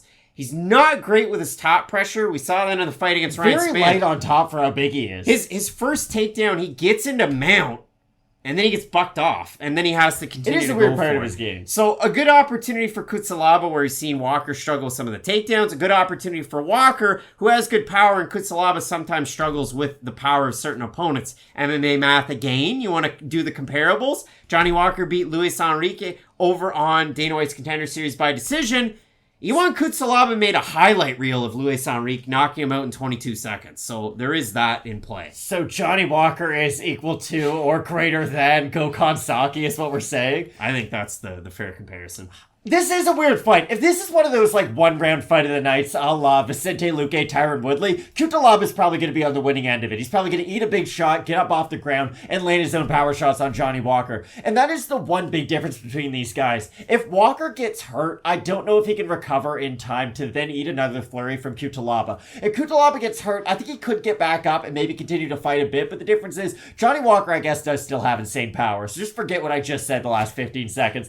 I do think this fight comes down down to whoever lands first is probably going to win. But the difference is, I do agree with you. I think Cutelaba does put it in the wrestling shoes. He can have a lot of success, similar to how Nikita Krylov did. Now, Krylov's different as to where he's very heavy on top. They're completely different in that aspect, where Krylov, the second he gets a takedown, will get like 4 minutes of control time, whereas Cutelaba can be bucked off. I'm just not sure what both these guys are going to look like in that second and third round, because I do expect this fight to be fought at a very high pace, especially early on, and I think this is going to be one of those like heavyweights who weigh 265 fights in the light heavyweight division. I think we're going to get 1 round of crazy action, 2 rounds of maybe hands on their knees a la Luke Rockhold, and we'll see what happens. But I'm ever so slightly, and I can't believe I'm saying this, favoring Johnny Walker in this matchup. I think the taller length of him is going to help him land some power shots from the outside on Cutelaba, and I'm just not sure if Cutelaba can eat the power of Walker, even though I do expect Cutelaba to have a higher wrestling advantage. I mean, if you do look at it for Johnny Walker training in SBG, I think a big X factor for him that might not get the shine is the fact that one of his coaches is Riyad Ayouafi, a championship caliber wrestler.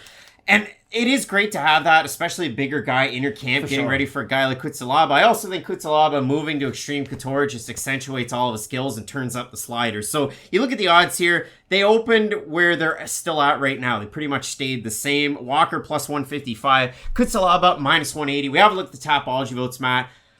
Listen, it's surprised us there to you. I'm going to expect they're going to be really close. I'm going to say over under 57.5% Cutelaba. I think they'll be under. I think they're going to be under. They're over 760 total votes, 66% Cutelaba, 83% by knockout. For the 34% that have Walker, 75% by knockout. So, Matt, people expect this to be like a Jeff Munson fight under the Don King banner. They want to see people get F for free. I have you on Cutelaba with those wrestling advantages that he has in his back pocket. I think Johnny Walker does struggle against that. Flying knee, that's a good counter to it. The big power shots, great counter to it. Haven't seen it in a meaningful period of time. Obviously, we did see it against Ryan Spann.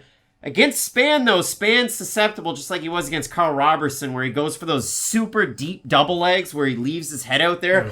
And those elbows, like Travis Brown, are the way to beat Ryan Spann. Walker did that in that fight. I think Cutelaba has the entries. I think he has what it takes to get the win. And it sucks for me, Matt, because I haven't taken a lot of underdogs on this card, even though like last week and the week before, I was all over the underdogs. This week, not so much. I like Johnny Walker as the dog in this matchup. I think it is a really close fight because Cutelaba, even though he does have the wrestling advantage, and I do expect him to use it, he's going to strike at some point throughout this fight. And I do think in the exchanges, that's when Walker does have good power. And the weird thing about Johnny Walker is you do expect a lot of his power to come from that long range because he is so big for the division. But go back to like the Khalil Roundtree fight. He beat him with Muay Thai elbows on the inside. Like he is a decent close range fighter. So I think he can have success at both of those ranges in this matchup. But I think this is a great fight. I think you want Cutelaba is going to be doing the damn thing, chamber of affliction style with the old, you can't really see it there, the old Mac DeMarco record.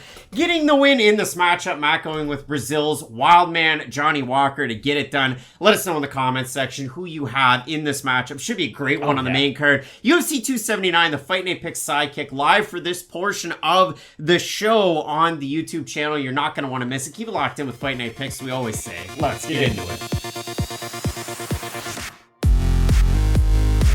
Coming up this weekend, Mexico's Irene Aldana puts her 4th-ranked bantamweight status on the line in an absolute must-win coming up against the Ultimate Fighter Season 28 winner, Macy Chiasson. And Matt, for both of these women, an interesting run in their recent fights. You can see it from the graphic right there. Aldana missed weight her last time out, 139.5 against Yana Kunitskaya. And for Macy Chiasson, her last fight was at featherweight. The fight before that was at featherweight, and Macy weighed 148.5 for that featherweight fight. So an interesting run for both of these women. For Chiasson, she did lose that fight where she missed the weight by finish to Raquel Pennington. Looked good in her last time out against Norma Dumont, controlled the distance. She was really able to land her shots. And for Irene Aldana, I mean, obviously she has marquee wins in the UFC. I'd say the two of them are, one, the win over Ketlin Vieira, where she finished her and was supposed to get a title shot, didn't take it, and then lost. And then her last time out against Kunitskaya, she was really able to push Kunitskaya away every time Kunitskaya tried to enter into a clinch.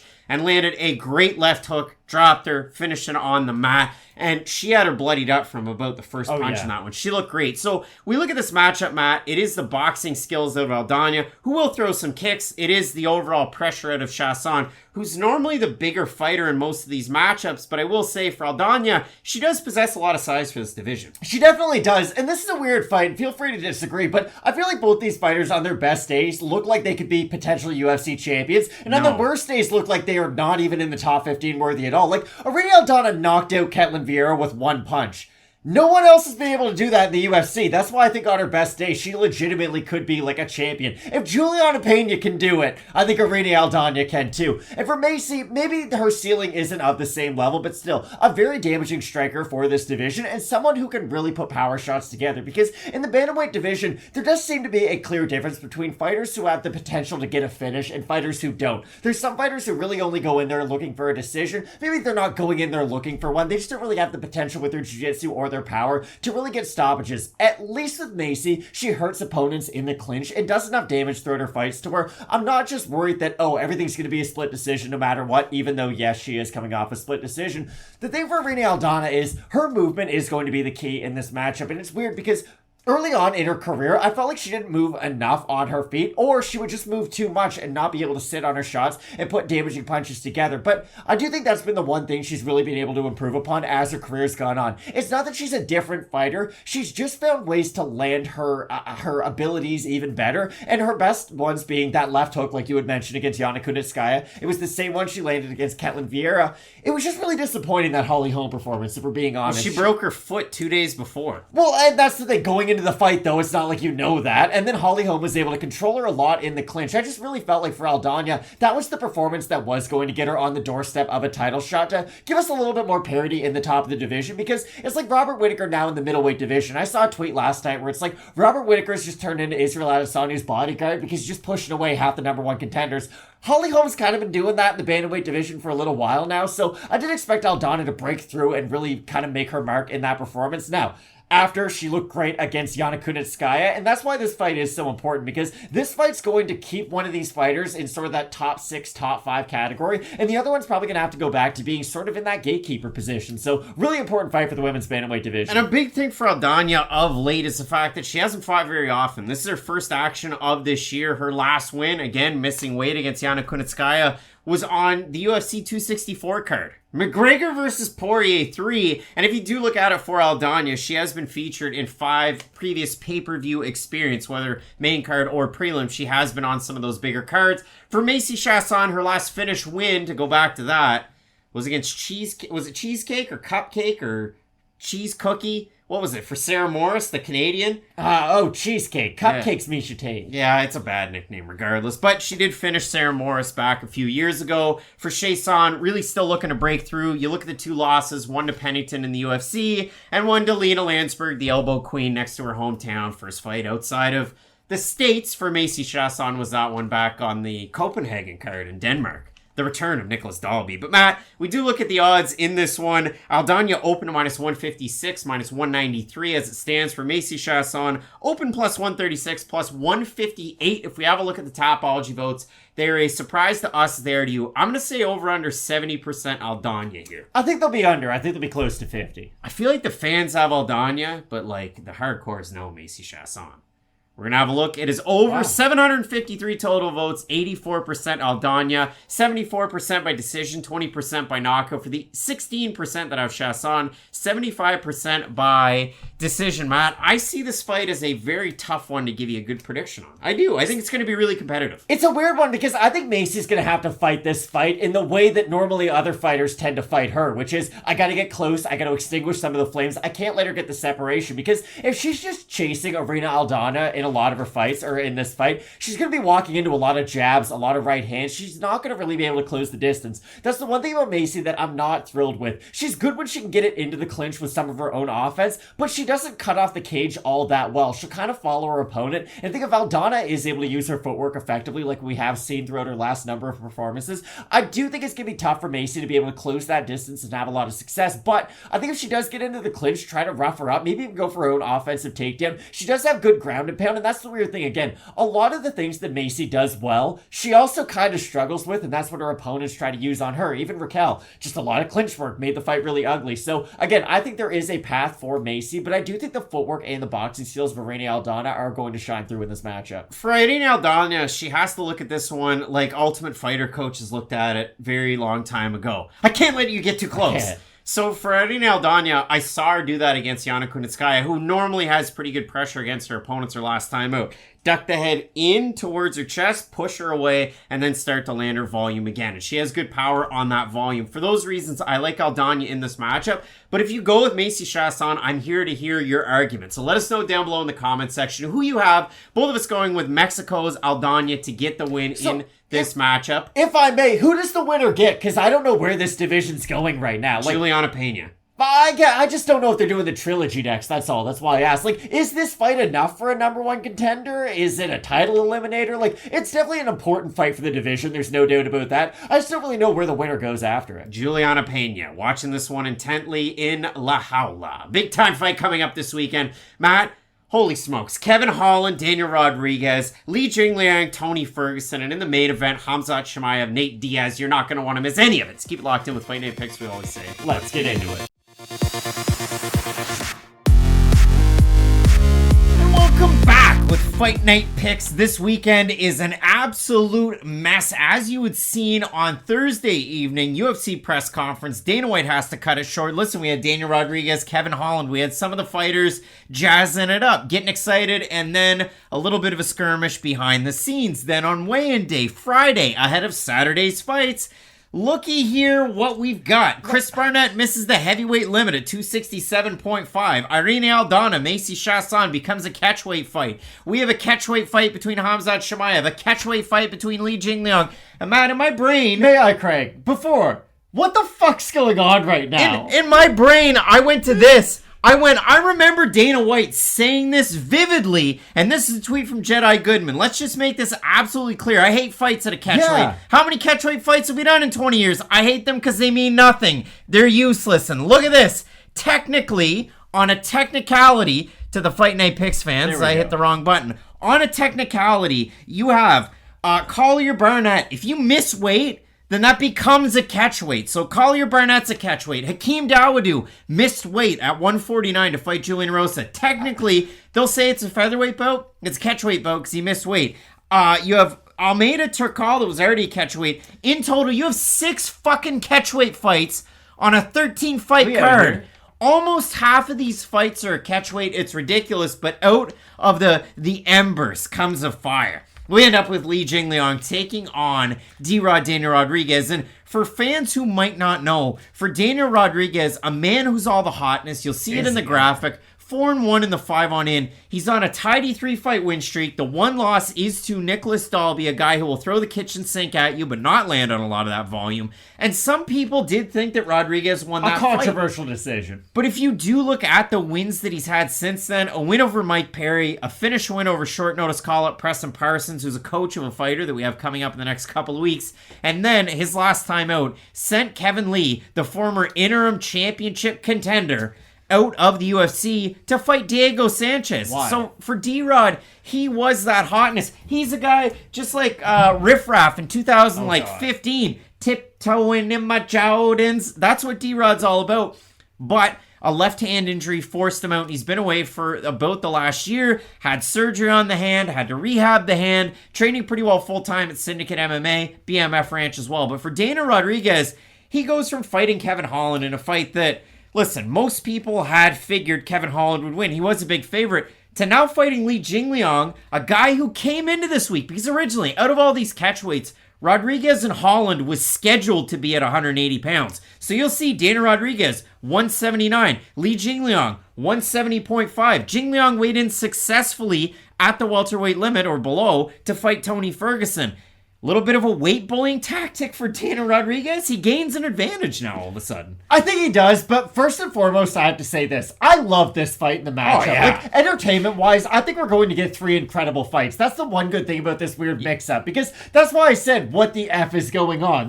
This is weird. All 6 fighters are still fighting. They're just not fighting their original dance partner. That makes 0 sense to me whatsoever, but out of the 3 new matchups, I'm really excited for this one. Daniel Rodriguez was getting ready for a guy who's probably going to box him quite a bit, going to wrestle him a little bit if he really has to, and, going to try to absorb the storms that Daniel Rodriguez is going to bring to the cage.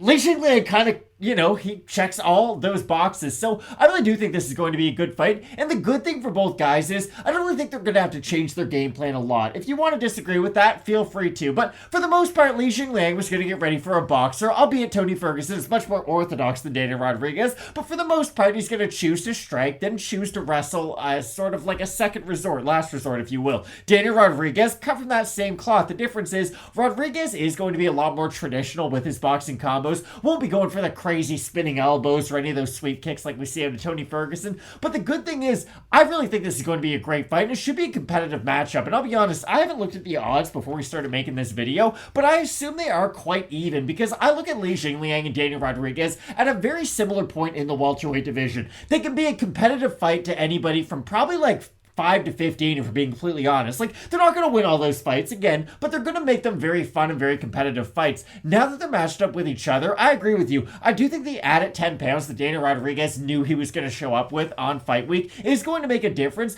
but I still think Jingliang is a little bit better technically, which should cause D-Rod some issues, and I do think that Jingliang can throw that lead leg kick that could cause D-Rod issues. But the great thing about this fight is, and the thing that I'm so excited for is, these guys love to box. I don't think we're going to see a lot of takedown attempts unless one guy gets really hurt. And the fun thing about both guys is D-Rock can shoot for a lot of defensive submissions. We all know how good of a grappler he is in that capacity. And Jingliang, when push comes to shove, I know he's been out grappling in the UFC in a lot of his bigger fights, but it's not like he's unknown on the ground. He can lay some good ground and pound, so I really do think this is an incredible matchup. I mean, if you do look at this fight and you consider for Daniel Rodriguez, listen, he hasn't fought the greatest level of competition, much greater output compared to Jingliang, at a better percentage, slightly better, in terms of some of the metrics when it comes to takedown defense, so on and so forth. Daniel Rodriguez gives one to take one. And listen, he does dish out 8.06 significant strikes landed per minute to 5.38. So it is a positive differential. But having said that, strikes absorbed per minute for Jingliang, 3.66 over a much larger frame. That's a big thing out of Jingliang. If you don't know him, obviously he was trying to help out Tony Ferguson behind the scenes because Tony almost tripped over a TV wire. We don't need that to happen. We don't need another torn ACL. But if you do look at it for Jingliang, 7 bonuses in the UFC, has 10 knockdowns in 16 total UFC fights. That's wild. And he's tied for second all-time in the welterweight division. And this is like over the entirety. Your Usmans, your Edwards, your GSPs, with 8 finishes by knockout. Wow. So big feather in the cap of Jingliang. Eager to see these guys, especially tomorrow when they face off in the cage. That's the toughest part because question mark kicks is set up for after the weigh-ins, kind of like what we're doing right now. Exactly. But you don't expect all the matchups to be jumbled up. But when I do look at this one, Matt, and we will consider it, and we will take part in your votes because we threw the polls out there on Instagram, Matt.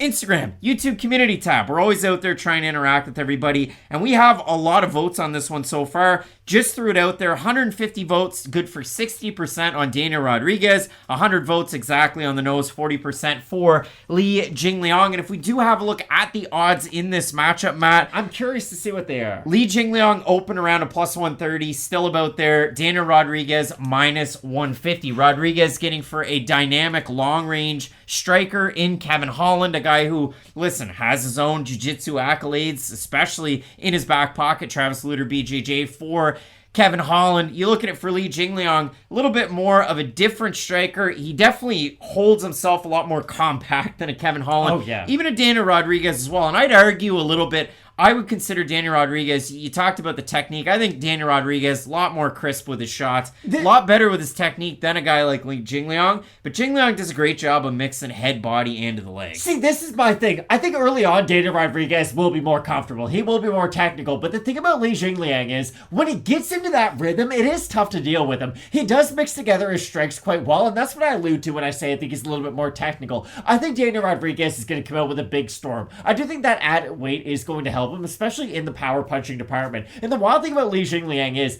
he's a very heavy-handed striker, but he has been clipped a number of times throughout his UFC career. I talked about it a lot, especially early on. Now he is a little bit better defensively, but when he was fighting guys like Bobby Nash early in his career, Kaita Nakamura had dropped him as well. You gotta go way back. I know you do, but those guys are not big punchers whatsoever. When you look at a guy like Daniel Rodriguez, who can genuinely put down anybody in the welterweight division, I do think you can look back at some of those performances and just notice that, hey, guys with power can hurt Li Jingliang in his career. But the thing is, once he does get into a rhythm, I do like Li Jingliang's game a little bit more than Daniel Rodriguez. I do think he can mix together the body shots with the leg kicks, with the head shots a little bit more. The problem is, I don't know when that pendulum is going to swing, because it's not like Daniel Rodriguez is a guy who's known to just sort of go out there and, for lack of a better term, blow his load in the first 3 minutes, and then just sort of try to coast for the next 12 minutes like we saw out of an early career Jorge Masvidal. Daniel Rodriguez can keep a steady pace, but the problem is, when the leech gets into his sort of, next level up, when he hits that next gear,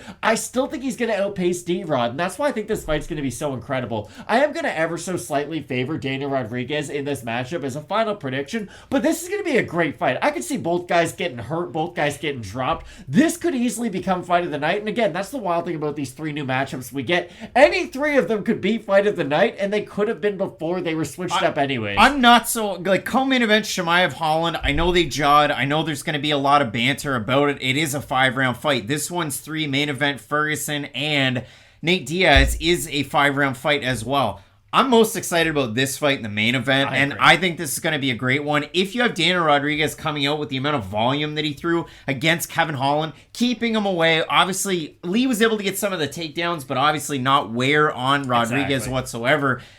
But the trouble is, there's been the layoff, there's been the hand injury. I haven't seen it yet. I'll get right back on the D-Rod train after this fight, for better or for worse. So for me, I do like Li Jingliang in this fight as well. Now, could be completely wrong on this one, and that's why we need to hear from you. 60% of you going with Daniel Rodriguez on Instagram. Let us know down below in the comments who you have in this one, especially in these next 3 fights. You got to help us out. Please comment below and let us know who you have in these fights. Just an incredibly competitive matchup, though. Like, I completely understand where you're coming from, and hopefully you can agree with my points too, because I really do think this is going to be an incredible fight. And the weird thing, like, Li Jingliang got done dirty at that press conference, okay? Yeah. Bought a new blue suit, was looking fine. He was ready to make his mark on that. And in a fight against a guy like Tony Ferguson, he was going to be able to increase his star power exponentially. So I just hope that he still gets that same opportunity. I know a win over a guy like Daniel Rodriguez won't mean as much as a win over El Kukui, even though Tony Ferguson is on a bit of a losing streak. But still, I just hope this card gets the notoriety it deserves for all the BS all these fighters have had to put up with this week. Again, comment down below with who you have in this matchup. Both of us going with China's Li Jingliang. Thank Hunter Campbell on Instagram, on Twitter for putting this damn card together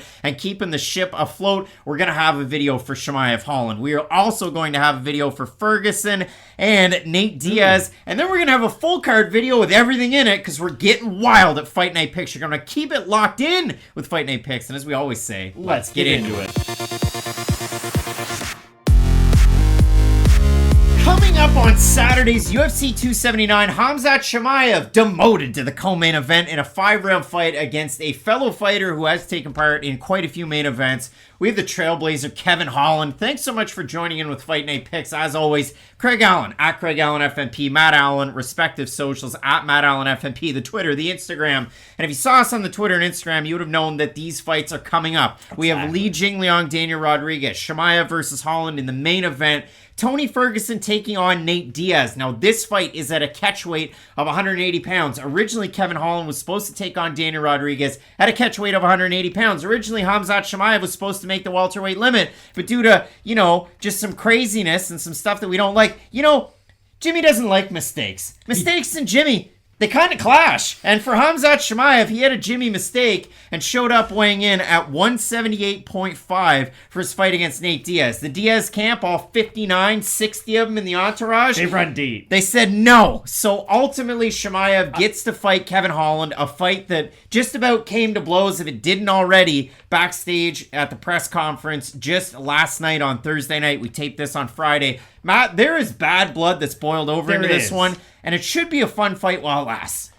I genuinely think this is going to be a fun fight. Now, maybe we disagree on how competitive the final matchup is going to be, but here's the way I look at it. If Chimaev looks at Kevin Holland's record and says, hey, I can fight like Derek Brunson, I can fight like Marvin Vettori, I can work my way in with my striking, because it is effective, don't get me wrong. Khamzat Chimaev is a very good striker. If you've watched any of his UFC career, you know that by now. But if he does fight like he fought against Gilbert Burns, for instance, I can see Kevin Holland being an absolute handful for Chimaev. He throws straight shots. He's going to get knocked out if he tries to strike like that against Kevin Holland. Exactly. Like, Kevin Holland is a very good long-distance striker, and at welterweight, he has legitimate power. Like, Gilbert Burns... Yeah, no, at 180 pounds, exactly. Even more. So, thank you. I'm very glad we agree on this so far, because I was talking to some people at work today, and they all said, that Kevin Holland guy's gonna die, and I said, no, he isn't. He's a real handful, and the good thing about Kevin Holland is, and I know people are gonna roll their eyes at this, he's not gonna give up on himself. Like, Kevin Holland thinks he can win this fight, and he thinks he can win it in the first minute, he thinks he can win it in the last minute, and that genuinely means a lot when you're fighting a guy like Chimaev. Our boy Gerald Mearshart, a submission specialist, even came out and said, like, I kind of got in my own head before I fought Chimaev. That's why he went down so hard from the first shot. Kevin Holland thinks he can win, and that's the thing. He had good power at middleweight, so he has great power at welterweight. And like I said, if Chimaev fights like he fought against Gilbert Burns, he could get knocked out. But here's the thing. He chose to strike against Gilbert Burns because Gilbert Burns is one of the greatest jiu-jitsu players to ever transition over to MMA and have high-level success. Kevin Holland has a black belt under Travis Lutter, and that's very high level, don't get me wrong. Like, that means a lot, but that's not the same level of accolades that Gilbert Burns has. So I really do expect Khamzat Chimaev to go in there, start wrestling like Marvin Vettori did against Kevin Holland, but the thing is, I don't really know what they do with Khamzat Chimaev, and this is the one question that I wanted to give to you before It's all off the board. Fans booed him. You lose the main event. Like, everybody's turned on him. And Darren Till, they're both in a terrible boat. And it feels like everybody has turned on him. So this is my theory. Do you know who the worst matchup for Khamzat Chimaev is between welterweight and middleweight? He just fought and beat Marvin Vettori, who's impossible to take down and very technical at striking. Is that who you give Chimaev to next, almost trying to, like, gloat him into a loss? Because matchups matter, because we just saw the reshuffling of this whole entire card. They don't want to give Chimaev the golden goose, a.k.a. Nate Diaz. So for Chimaev, let's say he does beat Kevin Holland. Let's say he goes out there, fights like he did against Reese McKee. He doesn't need a lot of damage. He's able to dish out a lot on the ground. Like you said, it doesn't really feel like his stock goes anywheres after this fight. They don't want to give him the golden goose. He lost that opportunity. He had it in his hands. He lost it against Nate Diaz, missing the weight. And that's the thing that scares me the most, is when you do go out there, you watch what Dana White said. He's really counting on the fact that and saying Khamzat Chimaev had a tough weight cut. We're going to see what happens. And ultimately, they make this fight. And there was talks about extenuating circumstances this morning, illness, this medical issues, whatever it was surrounding Khamzat Chimaev. All allegedly, we end up with this fight. But when he walked out for that press conference weigh-in that they have, the ceremonial weigh-ins, Kevin Holland gets a huge pop. He hangs out with Dana White, who he gave the Freddy Krueger SBs, which are awesome and very, very limited and old. Kevin Holland's a cool dude. And if you look at it for Chimaev, he got booed mercilessly, and then he kept doing his rhetoric on the mic, but it didn't land with anybody, and I don't think Joe Rogan understood what he was saying. So ultimately, we look at the odds for this fight, Matt. Chimaev opened in minus 1,000, quickly became a minus 544. For Kevin Holland, open plus 675, now at a plus 394. If we have a look at Fight Night Picks on Instagram, we threw this one out to you as a poll, and we have so far 368 total votes, 70% Chimaev for 30% with Kevin Holland. This matchup, much more difficult than Nate Diaz, the guy that's like, hey, finish me, beat me.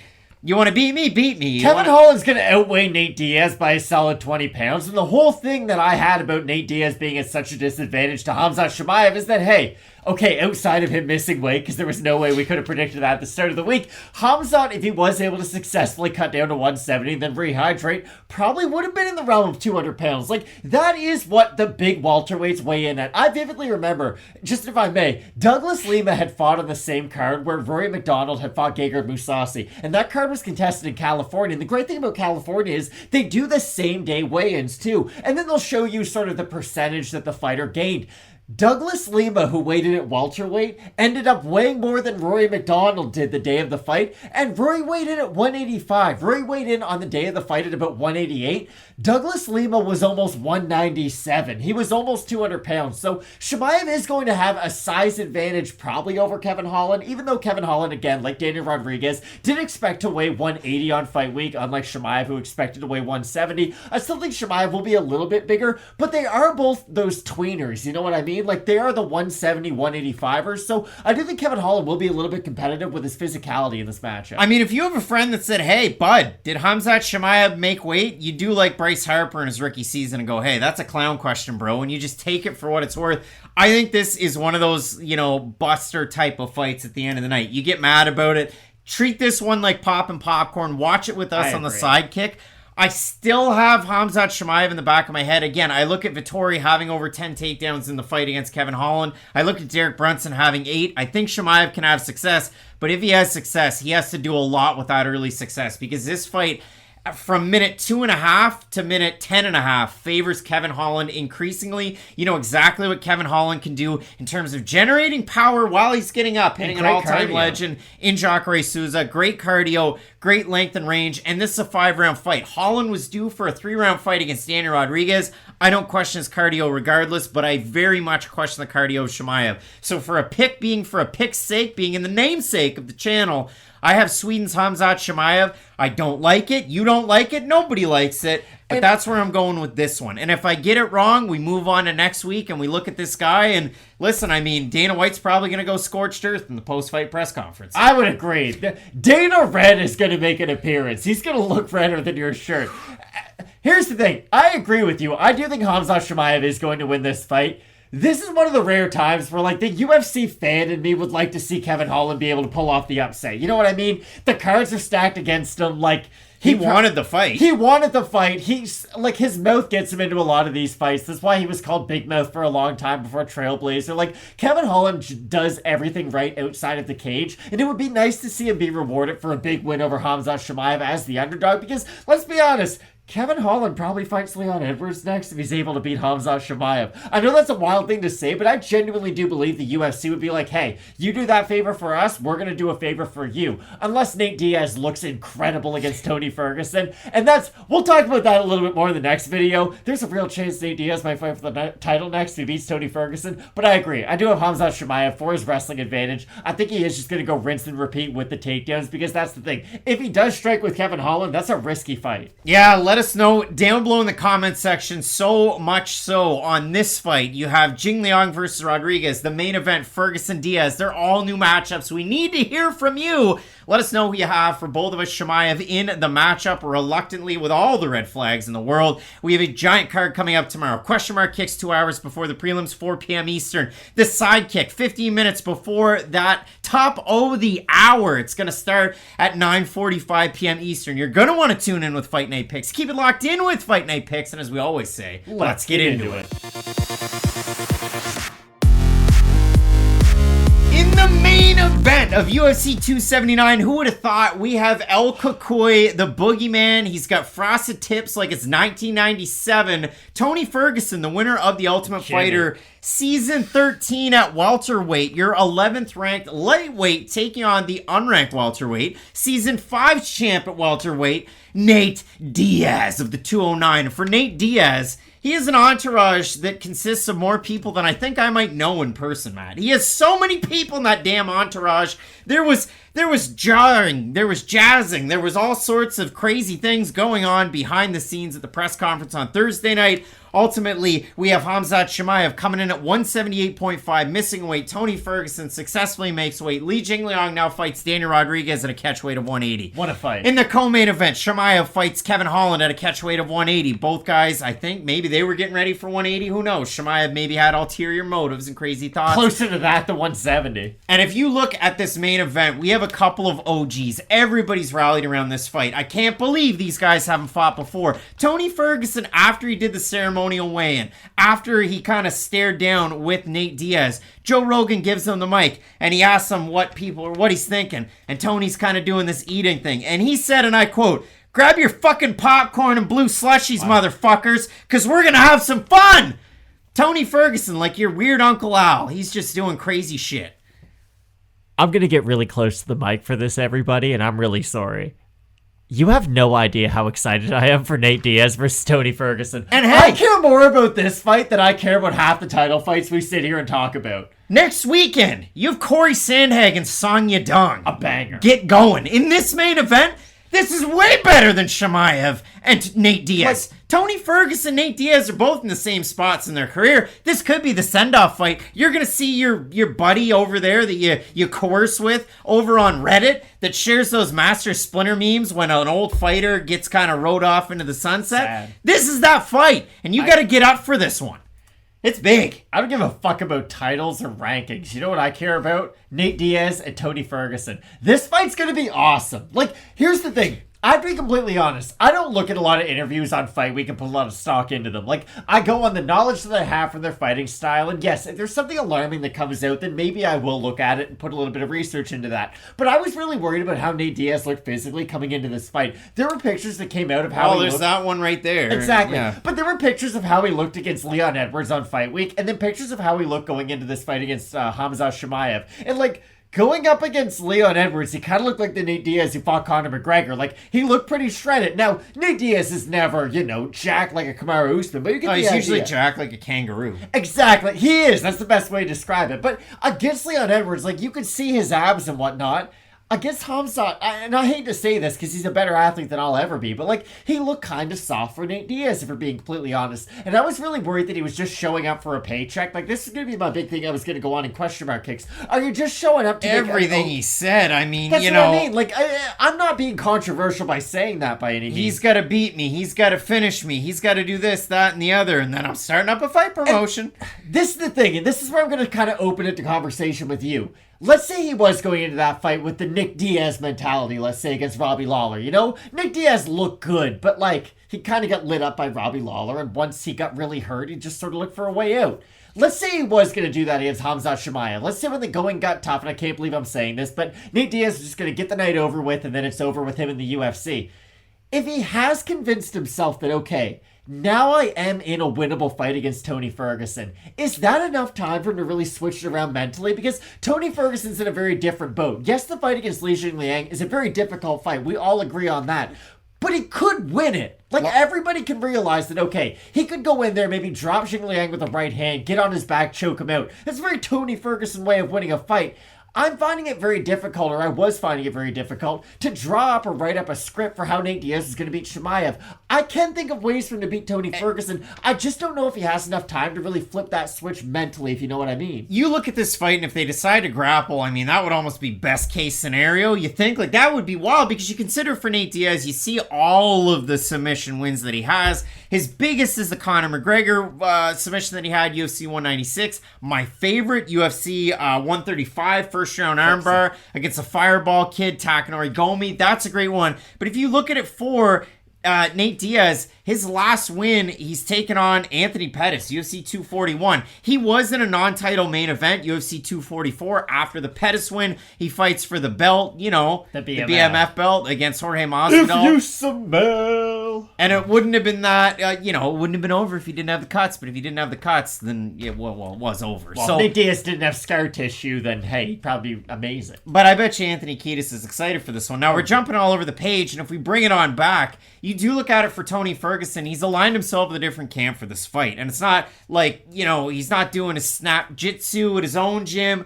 Obviously, Eddie Bravo is going to be a central figure, but Jackson Wink MMA has been the home for Tony Ferguson. And I expect to see a little bit more refinement out of a guy that, of course, he's older in his career. He's 38. He's a year older than Nate Diaz, and that's kind of crazy for what it is. But if you do focus in on Tony Ferguson's overall game, odd angle punches. They're so similar. Such a good clinch game. Such a good ground game. Flows on the ground. For Nate Diaz, flows so on many the ground. Great set submissions that he does have on the ground. But if you do consider it, he weighs heavy on a lot of his opponents, whether at 155 or 170 when he is on the mat.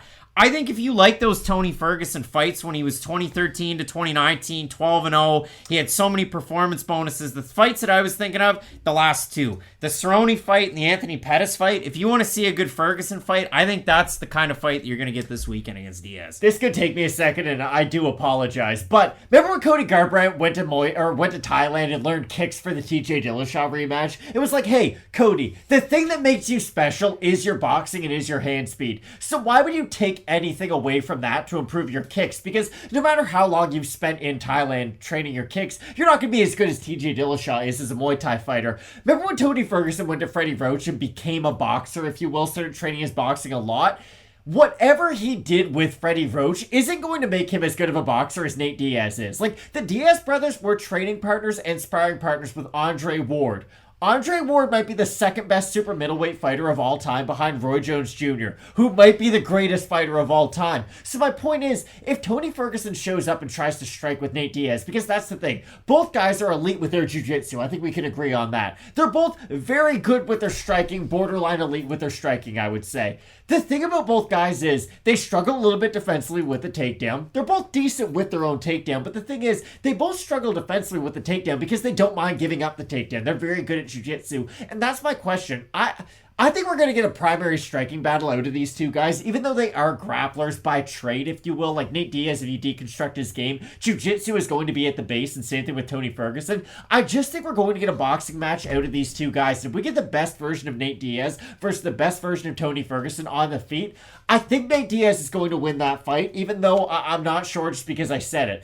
The flip side is, if Nate Diaz is half checked out, if you will, if he is just looking forward to what's after the UFC, is, 24 hours going to be enough for him to really flip that switch and figure out a game plan to beat a guy like Tony Ferguson? You look at this matchup, and for me, originally for Diaz taking on Chimaev, we saw the volume numbers in his last number of fights just absolutely fall off of a cliff. He would come on strong as the fight went on, and as it got kind of wearing through, you saw that against Leon Edwards. 5th round, Diaz rocks him. He's taunting. He's having a great time. And if you just watch that round, you think Nate Diaz won the whole fight. But in reality, it's the same thing. If you watch Tyron Woodley and Jake Paul, you see that one shot of Woodley after he lands and Paul up against the ropes. Tyron Woodley won that fight. But if you do look at it, at this fight in particular, Tony Ferguson round 1 against Michael Chandler didn't look terrible until he ends up getting finished. For Tony Ferguson in these other two fights, Charles Oliveira, Beneil Dariush, he's just getting absolutely ground out, something that we've never really seen. And for Ferguson, 66% takedown defense, made that mistake earlier on in the week. For Nate Diaz, 41%. So something that does scare you a bit, but again, threat of the takedown to work the jiu-jitsu. So when you look at this matchup in terms of the odds,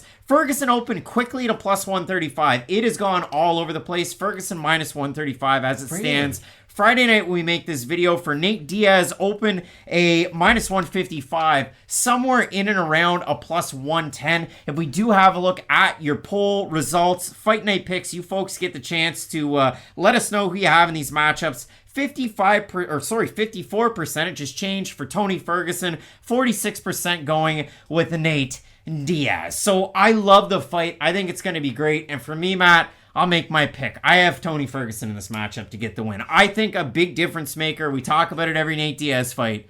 He's heavy on the lead leg. And if you go back to those two fights that Ferguson had, Donald Cerrone, Anthony Pettis, active throwing the leg kick. Charles Oliveira, Beneil Dariush, not as much because of the takedowns. I'll help your point even more if you want. Go ahead. Nate Diaz has awful scar tissue. What does Tony Ferguson do every time he gets close to an opponent? A lot of elbows all the time. So elbows and kicks, a big difference maker for Tony Ferguson. The two question marks you have to ask yourself: how does Nate Diaz's scar tissue hold up? How does Nate Diaz make out? Originally scheduled for Khamzat Chimaev, defending the takedown all the time. How does Tony's chin hold up? Obviously, Nate's down to fight whenever. For Tony, it's a question of the chin. It's a question of the game plan as well, because we don't know what Tony's going to look like out of Jackson Wink, Mike Winklejohn. It's just an odd, thrown together type of thing. Aaron Pico went there and found a little bit of success away from Team Body Shop. Can Tony Ferguson do the same thing after chin issues as well? We'll see how it lands for him, but I do have El Cutelaba in this matchup. I don't know if it was easy for you to come to that decision, but I'm having a really hard time with this fight, if I'm being honest, because there is a part of me that thinks, okay, let's say Tony is somewhat compromised with his durability. I'm not going to say he has a bad chin, but you understand what I'm saying. 38-year-old with 32 Who's been fights. through some wars in his life. What if Nate Diaz fights him like he fought a later career Gray Maynard after Gray Maynard had been hurt a lot? Hurts him with a lot of volume, because that's the key to hurting somebody who doesn't have a great chin anymore. It's not throwing power shots, because you're going to hurt them no matter what. If you just throw a lot at them, well, one of those shots is going to get through and have a real effect. If Nate Diaz does hurt Tony on the feet, like he did Conor McGregor, for instance, hits him with a straight right, has him rocked, Nate Diaz can get you with that avalanche that's really going to hurt you and make the refs step in. The flip side is, and I agree with you, Tony Ferguson can go to the legs, go to the body, use those elbows on the inside, and again, I'm not right just because I say this, and there's no way in hell I can prove this, but still, I think Tony Ferguson thought he could beat Li Jingliang. Like, I think he thinks in his mind, okay, if I beat Li, I can go on a bit of a run at 170, I can have some fun fights, maybe the RDA rematch is out there, I know he's at 155. Get the popcorn and the blue slushies. Exactly, like, there's a lot of fun fights out there for Tony Ferguson, whereas for Nate Diaz, I think he's looking past the UFC. I think he's thinking about, hey, what's KSI doing? Like, what's Jake Paul doing? Like, those are the type of fights that can get Nate Diaz a lot more money than he can get in the UFC just by using his notoriety. And the good thing for Nate is, if he lost to Chimaev, that's going to be a one-sided beatdown, and it's really going to damage his product. If he loses to Tony Ferguson, and my pick is, I do agree with you, I have Tony Ferguson. If you lose to Tony Ferguson, though, it's going to be a back-and-forth brawl where both guys are going to get hurt. You're going to get takedowns from both sides. This is going to be an incredible fight, where it's going to be one where neither guy's stock gets hurt from a loss, both guys' stock would go up immensely from a win. So I agree with you. I do have El Kukui, but this is a really close fight. Awesome fight. Both of us with Tony Ferguson. Let us know. We need those comments down below. This fight, Jingliang versus Rodriguez. That one's a catchweight at 180. Kevin Holland getting the opportunity against what was supposed to be one half of the main event. Khamzat Chimaev. You can boo him because everybody did at that press conference. Holy smokes, Chimaev. If you had a lot of stock in the UFC cards, the Chimaev cards, I'm sorry to say it's going down today. It's just like having Jared Kelenic cards if you're a Mariners fan. But Matt, we have some big time fights coming up this weekend. 2 hours before the prelims, 4 p.m. Eastern here on the channel. Question mark kicks, final picks and predictions for the entire card because some other fights have changed as well. We also have the sidekick 15 minutes before the main card kicks off. That's 9:45 p.m. Eastern. You're going to be able to tune in here throughout the entire main card. We're going to be talking, chopping it up, as they always like to say in the broadcast, and having a good time during these fights. Now all of a sudden, I'm re-energized, and maybe they wanted this too, but Hunter Campbell did the damn thing, and we have a big-time card coming up this week. We certainly do. I'm really excited for the pay-per-view tomorrow. Even though we've had a lot of hijinks, it's going to be a great card. There's 3 phenomenal new fights that they put together, and like we've said, I'm so excited for this main event. Like, this fight gets me more excited than the majority of title fights that we sit in here and talk about, so I think it'll be a great card. You're going to want to keep it locked in with Fight Night Picks, and as we always say, let's get into it.